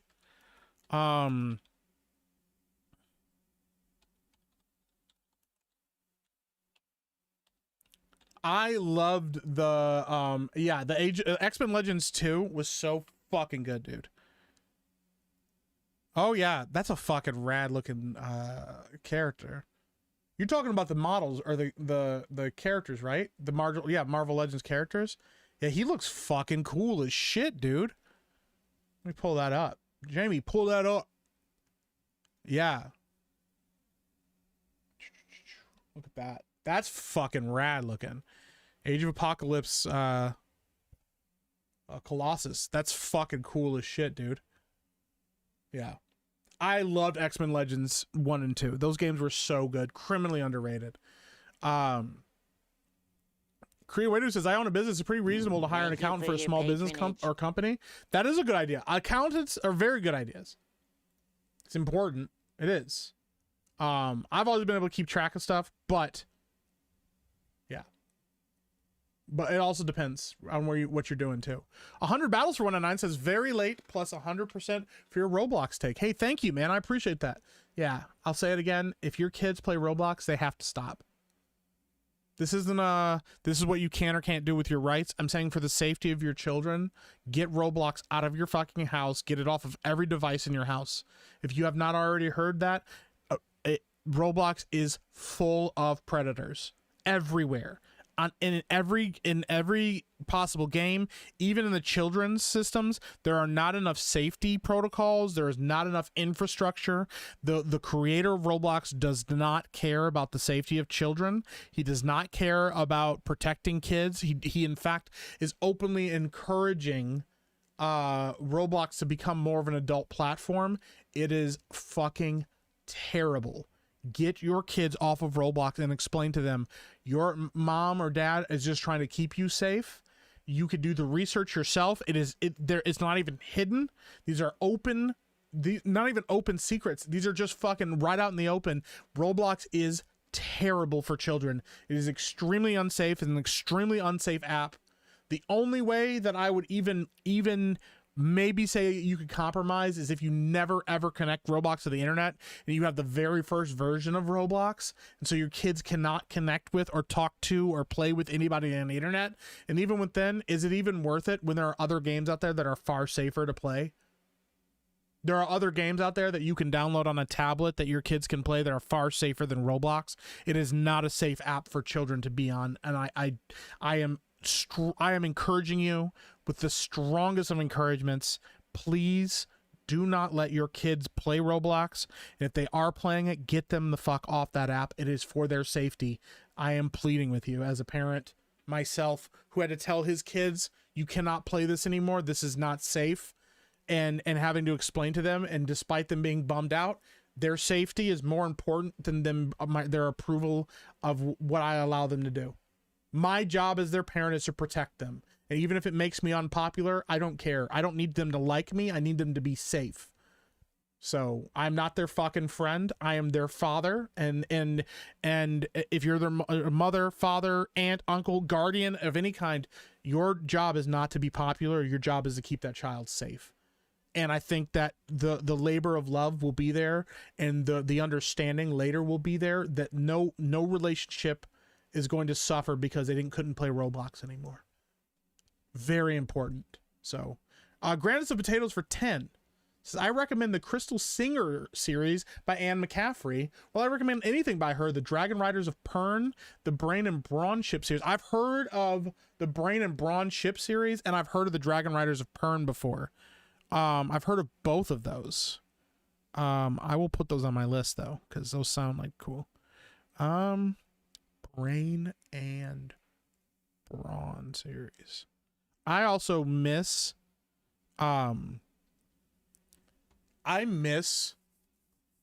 like good adventure series. First of all, I've been really wanting to watch Master and Commander again. I miss like a good naval ship series. I want like a good like high seas adventure series, and not just pirates. Pirates are great. I love pirates. Pirates are awesome and rad, but even just like the British Royal Navy or just some people on a pirate ship together.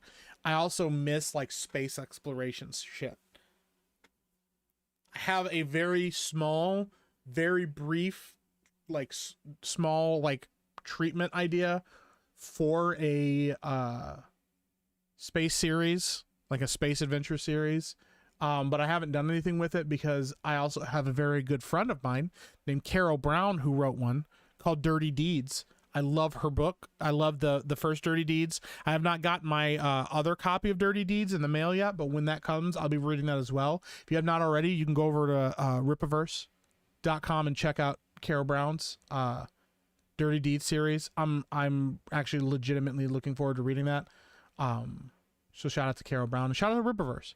And shameless plug, if you go over to ripaverse.com, use code EPICMIC at checkout, you get a nice little discount on your stuff. And it helps me out, so appreciate you. My dad went to Liberty Tax. They got audited because they fucked up. Well, Liberty Tax should have represented them, and if they didn't, then they're a terrible company, and I'm very sorry that happened to your dad because that's fucking the worst. Buster Douglas is from Ohio, which is factually better than Michigan. Well, that's not true. That's not true because say what you will about him, but Floyd Mayweather is undefeated and came out of my hometown. It doesn't matter if he can read. He's a damn good boxer, regardless if he can read or not, because he can't read because he's dumb as fuck. Ray Robinson was otherworld. He was so fucking good. He was so fucking great, dude. Lord of the Flies. I read Lord of the Flies in high school as well. That was a good book. Sugar Ray Leonard. Maybe it was Sugar Ray Leonard. No, it was Sugar Ray Robinson. Maybe it was Sugar Ray Robinson. I stand The Great Gatsby. Yeah, I didn't love The Great Gatsby. I read it. It was whatever it was. I didn't love it. But Macbeth is great. I'll have to check it out. It's on my list. I do want to check out Macbeth at some point. Henry IV is great. So is Twelfth Night. Okay. Macbeth is amazing. So dark. I love Macbeth. The Michael Fassbender adaptation is quite good. Is it really? Okay. The Kenneth Branagh Shakespeare movies are peak. Yes, they are. Very good. Oh, yeah. I've read Edgar Allan Poe. I've read The Raven. I've read The Telltale Heart. Hold on. And I read those on my own. I used to have The Raven memorized. Like every line of The Raven was memorized back in the day, but it's been a long fucking time since I had that memorized. I used to have all of his works though. Let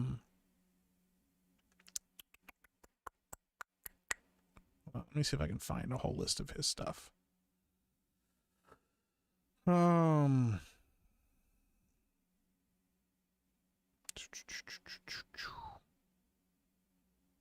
I don't know. I have to go through. I don't remember all of the books that I've read from him.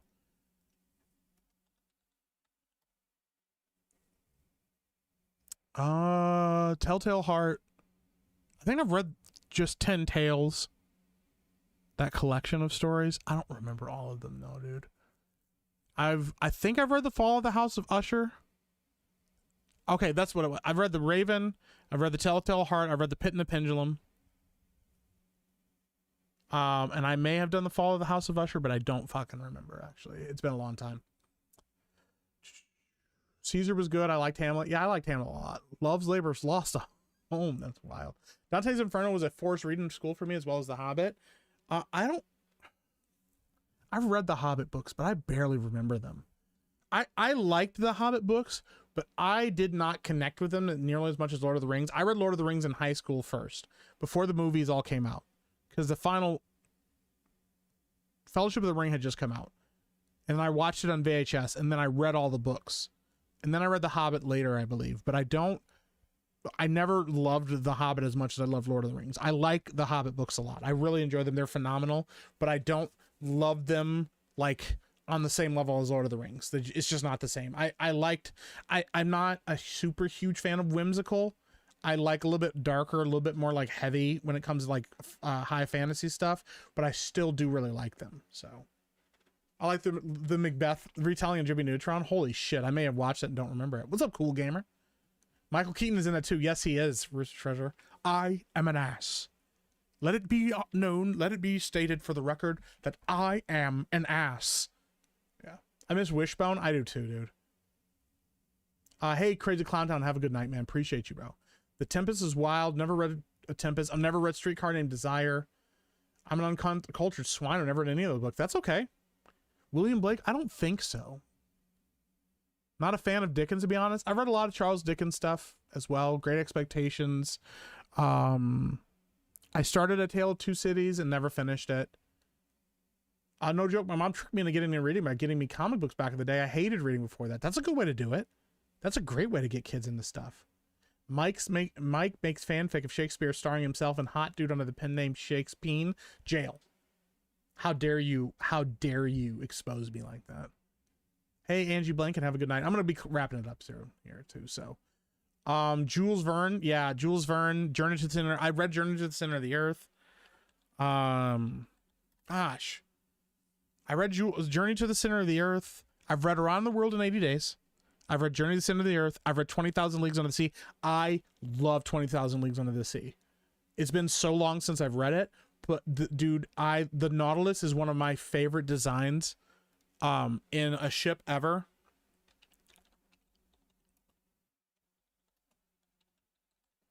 The Nautilus was one of my favorite ship designs like ever of all time. Let me see if I can find it.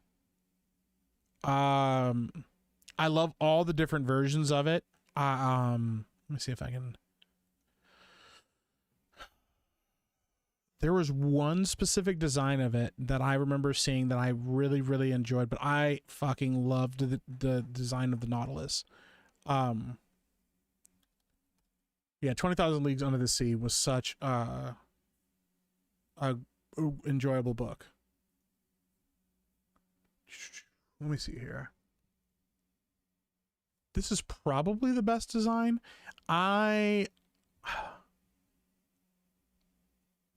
This is from the movie. I don't love the movie design. This is the movie design of the Nautilus. I don't love this design. I like it. I don't love how steampunky it feels. I know that's kind of the vibe sometimes in 20,000 Leagues, but honestly, I never particularly liked this design of the book. I mean of the movies. I'm trying to see if I could find the book design because there was one specific book design that I've always loved, and I don't remember where it is now. But yeah, the Nautilus was such a fucking rad concept first. Those stories were so fucking ahead of their time. I'm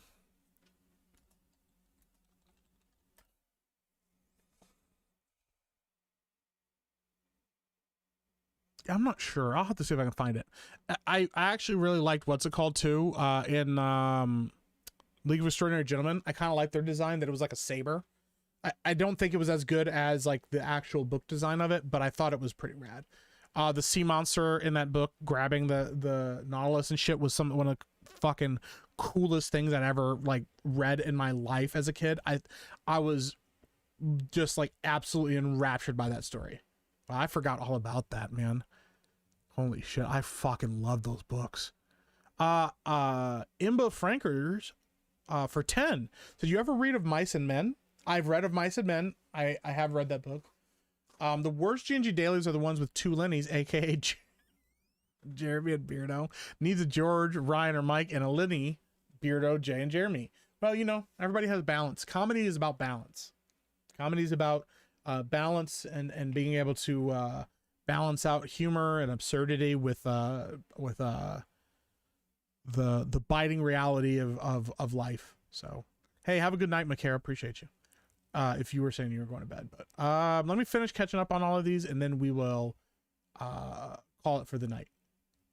Thank you guys so much for being so generous tonight, by the way, with all the super chats.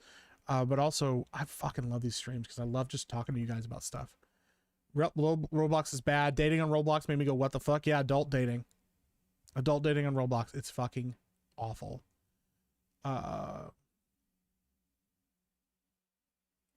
Crap like Roblox is why I'm investing in retro gaming for my little one. Nerdy mechanic, because you're base as fuck. Smart. Get your kids into that kind of stuff. My son's been playing Super Mario 64, and he's loving it, dude. Like, he's really enjoying that. And I've been trying to get them into like older games. I kind of am tempted to get the port of Fire Red and Leaf Green so you can play the old school Pokemon games. He's a big Pokemon fan, and I also want to get him into Digimon. I still need to get him into Digimon, so I've considered getting what is it? The most recent one that Frank and Obscura Mask were telling me about. I've been tempted to get him that because I think he'd like those too. So Mike really misses Seaman. Jail. Master Commander's Base. I love Master Commander. I actually had the books back in the day too. I started reading the first one, never finished it. Are they done dirt cheap? They are. They are. Dirty deeds, fun done dirt cheap. Fun fact, Mike, your code is the only one that works for the Ripaverse. Is it really? Are other people having trouble with their codes? Oh well, just keep using mine. You just let them know. I mean, listen, if they care enough to notice that their code's not being used, then that's on them, man. So, Tommy Campari for 5 says racism. I grew up in the 90s. Racism was non-existent to me. I learned racism from high school literature. Never saw it until Obama. Simplifying. You? No, I was one of the only black kids for a great while in where I went to school when I was in grade school, and I definitely experienced like racism. Now, like from the kids, it was more ignorance than anything. I got called the N-word a lot as a kid, like a lot. And I only got in one major fight with a kid from that. But yeah, I got picked on a lot as a kid, and you just kind of have to get past it. The bigger issue was some of the parents, and I had a teacher who used to single me out a lot for shit, even though I was not like a particularly poorly behaved child. We also had a lot of issues with a bus driver when I was growing up. So like, yes, that's the thing. Like in the environment we get, does racism and the word and the accusation of racism get overly used? 100%. And the idea in the picture a lot of people paint of racism is fucking mustache man, you know, evil, worst human being on the planet. But a lot of times, even people that are racist are just ignorant. A lot of times they're ignorant. They have no context for another person or another person's culture, or just other people looking different than them, and that they might be wildly similar in every single way other than where they grew up or whatever, you know? So I think that's the other thing. It was, I definitely like, it definitely was a thing.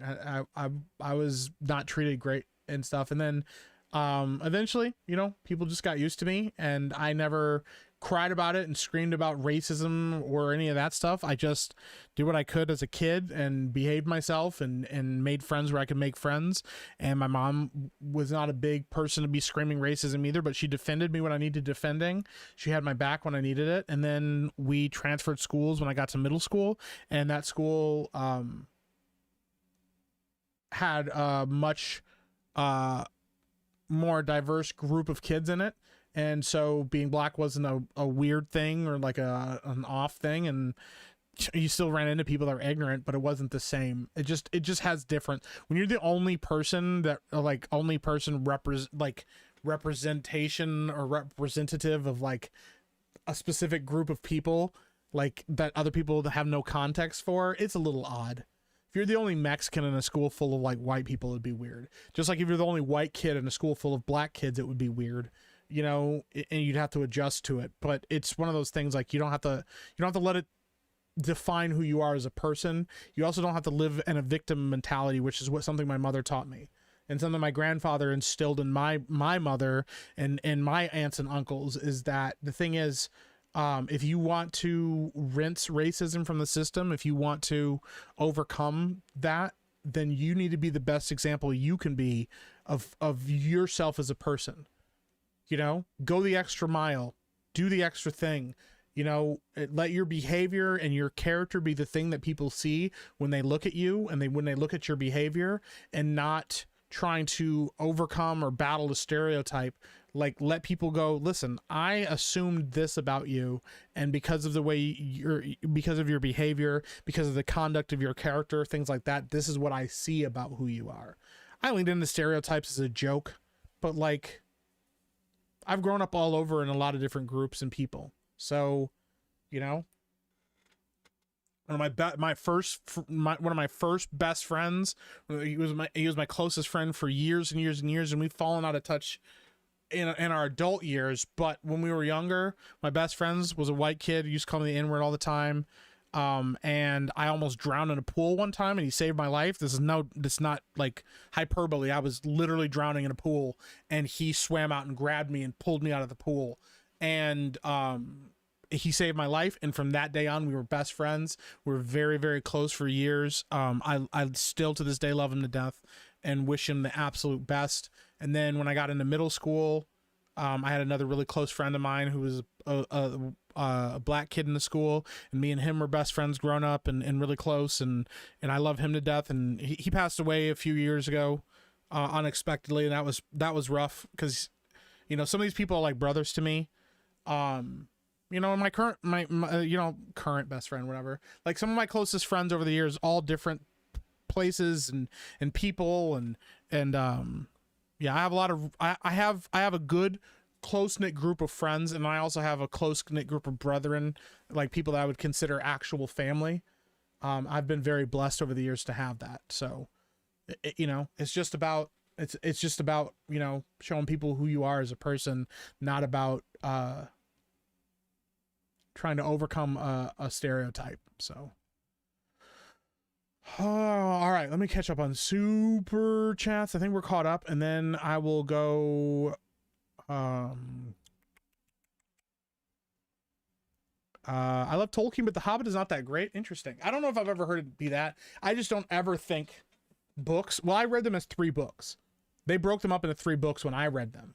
That's probably because of the way the movies were, but did your English class also make you read Flowers for Algernon?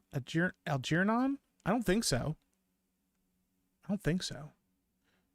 I read EC horror comics. That tracks, JB Spooky Review. That tracks. You'd love the League of Extraordinary Gentlemen comics then? Yeah, I know a little bit about the comics, but I know there's some interesting stuff in there. I never read Into the Wild. It's a pitch for Epic-verse production movie about early American Navy going after the Barbary States because they took Americans hostage. It's historically accurate. It's not a bad idea. I've seen the Disney version of 20,000 Leagues. I did like that version a lot as a kid too. Captain Nemo is a fantastic tragic villain. Yes, absolutely, dude. The Nautilus from League of Extraordinary Gentlemen, I like that design. It's not my favorite design, but I love their interpretation of it being like a saber. I thought that shit was so fucking cool. How do they do with poop in a sub? And then they like have like a drainage thing that they dump it all down and it runs the water out. So didn't they call it the Sword of the Ocean? Yes.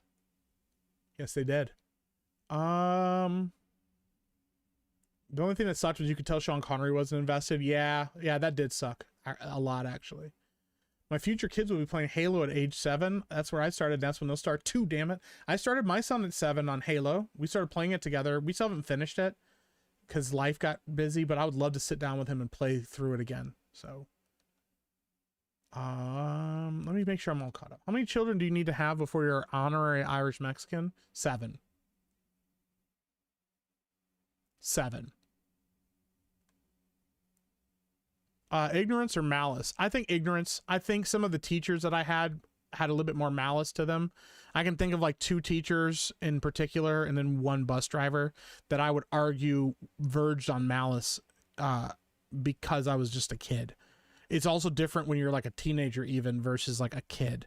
And that some of that shit was pretty fucking rough. Actual racism does exist, unfortunately. I almost got in a fight with a skinhead when he called my best friend the you know what word. Like it does exist, but you know, I don't know. There's just a difference in approach. You know, it more than anything, it's about respect for your fellow human being. Like I don't have to. You can't command and demand respect from people that don't know you. But there is a level of decency and a level of respect and treatment of your fellow man that should just be a given, with, you know, being cordial and being gentle and being nonviolent with your fellow man that just exists regardless of your skin color or where you are or what you're doing. And when you find yourself in a situation, regardless of skin color, socioeconomic status, any of that, where you are dehumanizing a person, that's the issue. It's not even stereotypes exist. Bad neighborhoods are bad neighborhoods. Driving through Detroit, if you feel like you should lock your door at the stoplight, you probably should, because it's a dangerous place. Okay, but there's a difference between that even and treating people like they're less than, or looking at people like they're less than, because the reality is, like, the whole point of every single human being on the planet. This will be the last thing I'm gonna wrap up with, and I'm not trying to preach at you guys, I promise. Let me read this for last super chat real quick. Tommy Campari for 2 says, Sci-Fi, have you ever read Haldeman's The Forever War? I have not, but you are, I think, the third person that has suggested that to me. You're the third person that has suggested that to me. And Turd says Alan Moore sucks. Alan Moore does kind of suck, but he also has some really good insights into storytelling. He does have some really good insights into storytelling. What I've learned from the story is about racism and black men can't swim even in pools. I didn't know how to swim when I was younger. I know how to swim now. I'm actually a pretty good swimmer.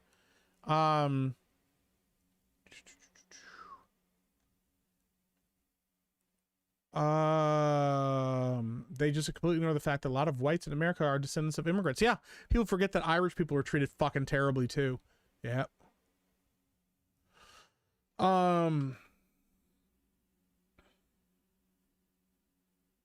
Defeat, I totally get that. Socioeconomics plays a far bigger role in mistreatment, in racism and sexism and all the isms. Socioeconomics plays a far bigger role in that than demographics. You can have an entire a school with all white kids and one black kid. Maybe they experience some ignorance, but overall, depending on if they're all kind of like equal socioeconomic status and stuff, there can be there's like a level of acceptance that's given. Low socioeconomic status contrasts with high, so rich kids, the poor kids. That's the biggest discrepancy, because it's a quality of life thing. It's a basic needs thing. It's a survival thing. I think, and I don't mean to generalize, because I've met some really nice rich kids as well. I find that upper middle class to lower upper class kids were the meanest I had in high school or in middle school as well. Middle class kids, they're usually, their parents are working. They know that their parents work hard. They don't get everything that they want, but their parents provide for them. It's newer. It's kids that like have pretty much anything that they want, but they're bored by it or they're not appreciative of it and things like that. And I think that that's sometimes a fault of the parents themselves.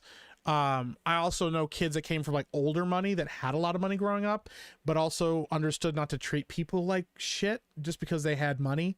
It's how you respond to it all. It's all different. I had the same thing when I worked in restoration and stuff. I had I've worked in really shitty, very poor homes where these people had no money, didn't have 2 nickels rubbed together.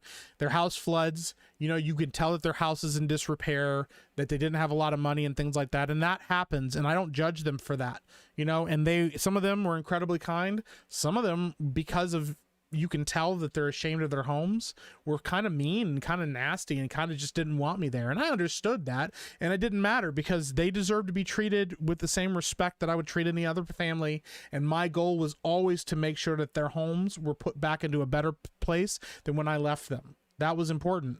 But I've also been in like insanely, ridiculously loaded, like high, like hundreds of millions of dollar level homes where they were super chill and extremely kind and extremely accommodating to me and let me get in and do my job and do my work because they understood what that meant. I've also been in high class homes where the fucking guy was an absolute fucking penny pinching asshole and tried to micromanage everything that I did, and I had to justify every single decision I made for him and to him, and I still did. And I was respectful of him, but it was a terrible, situation for me. I also had people. This one specific example, this guy he owned a business. I could tell that he must have came by money a lot later in life for him. But I remember his house flooded, so he called us, and I go out there, and it's in like a private community. It's an extremely nice house this guy had, very, very well put together, big circle drive and everything, couple vehicles in the driveway and stuff. Really nice house. And I remember walking into him, and I introduced myself to his wife, and his wife was very nice. She introduced me. She took me to the basement, showed me what was going on. I started assessing the house. I get a plan together, and I realized very quickly that the time scale that I was given for when this happened was not the time scale that it actually happened. And they were like, this happened a couple days ago. And I remember going to the guy and I said, hey, I know you guys said a couple days, but it kind of seems like this was a little bit longer than that, because I'm finding mold growth down here in this basement. And I think that this legitimately might have been, based on my timeline, like between like 72 hours to like 5 days, based on what I know of like mold growth. And this guy acted like the fucking biggest asshole and acted like I didn't know what the fuck I was doing and didn't know what the fuck I was talking about, and was like and it probably was because I was young. I think that was part of it. And I think the other part was he assumed that I was trying to fleece him for money. And I was like, bro, I don't fucking get paid. I'm not trying to fleece you for shit. I just want your house taken care of. And I fucking was like, listen, I'm just going to tell you what I'm going to do, and this is how it's going to be. And then if you don't want me here after that, that's fine. But, and I did the work, and I set up stuff, moved stuff around, and got everything set up so that it was contained off and all the mold was contained off. And he fucking called in a second company to come in to check my work because he didn't believe me.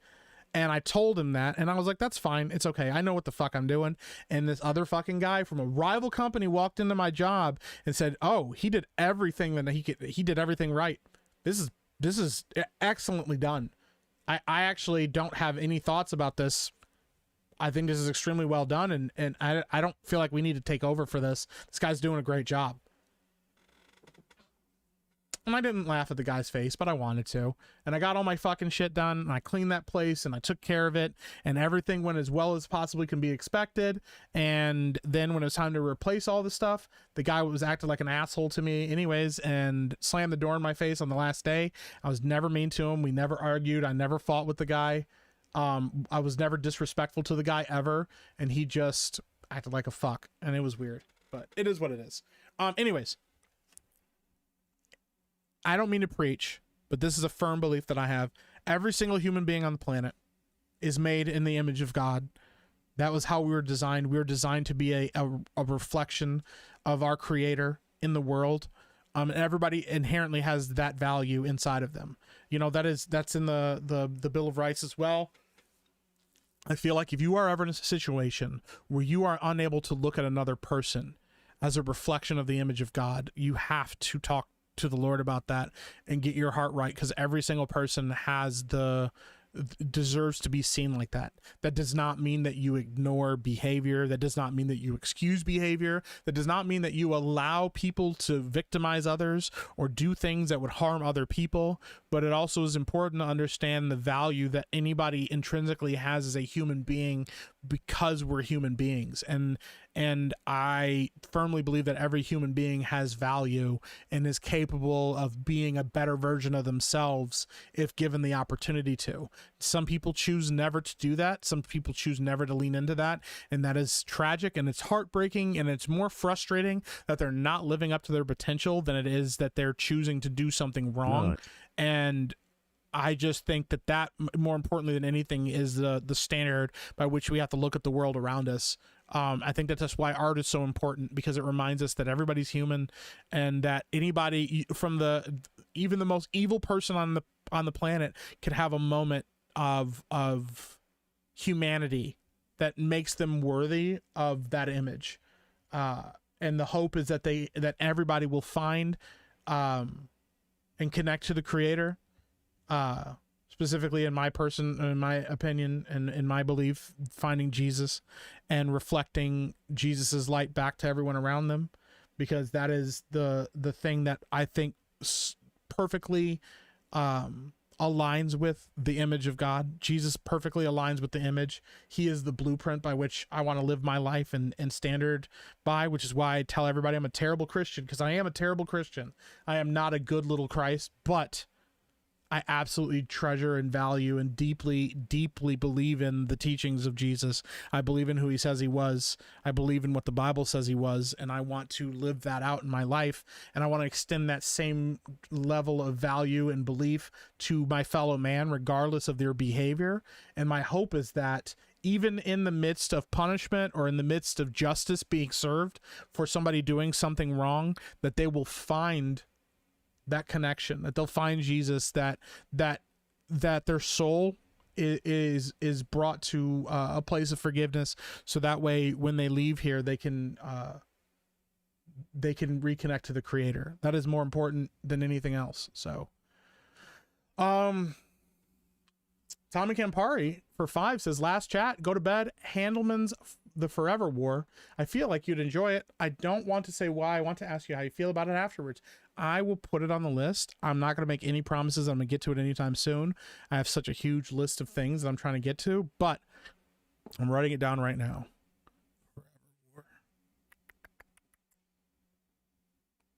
The Forever War novel series. I feel like I've seen this before. So, all right, guys. I appreciate you. Thank you for hanging out, chilling. Oh, I'm used to the chat making puns, potatoes. That's how it is. Like, I'll say one thing and they'll just run with it, and that's okay. The Moldrix Reloaded is fucking wild, by the way. Guys, I appreciate you very much. Thank you for an awesome stream. Thank you for the super chats, the Streamlabs donations, the gifted memberships. I appreciate the hell out of you guys so much. Hope you guys have a good rest of your evening. Even Turd Ferguson. Says, most importantly, why are you gay? It's a good question. Why are you gay? But yeah, I appreciate you guys. I hope you guys have a wonderful rest of your evening. This is awesome. Tuesday night cooldown. I may try to stream tomorrow during the day if I can get the time to. If not, we have Geeks and Gamers Gaming in the evening, Epicverse on Thursday, and then more gaming on Friday. So I appreciate the hell out of you guys. Thank you so much. Have a great rest of your night, and I'll talk to you all really soon. Later.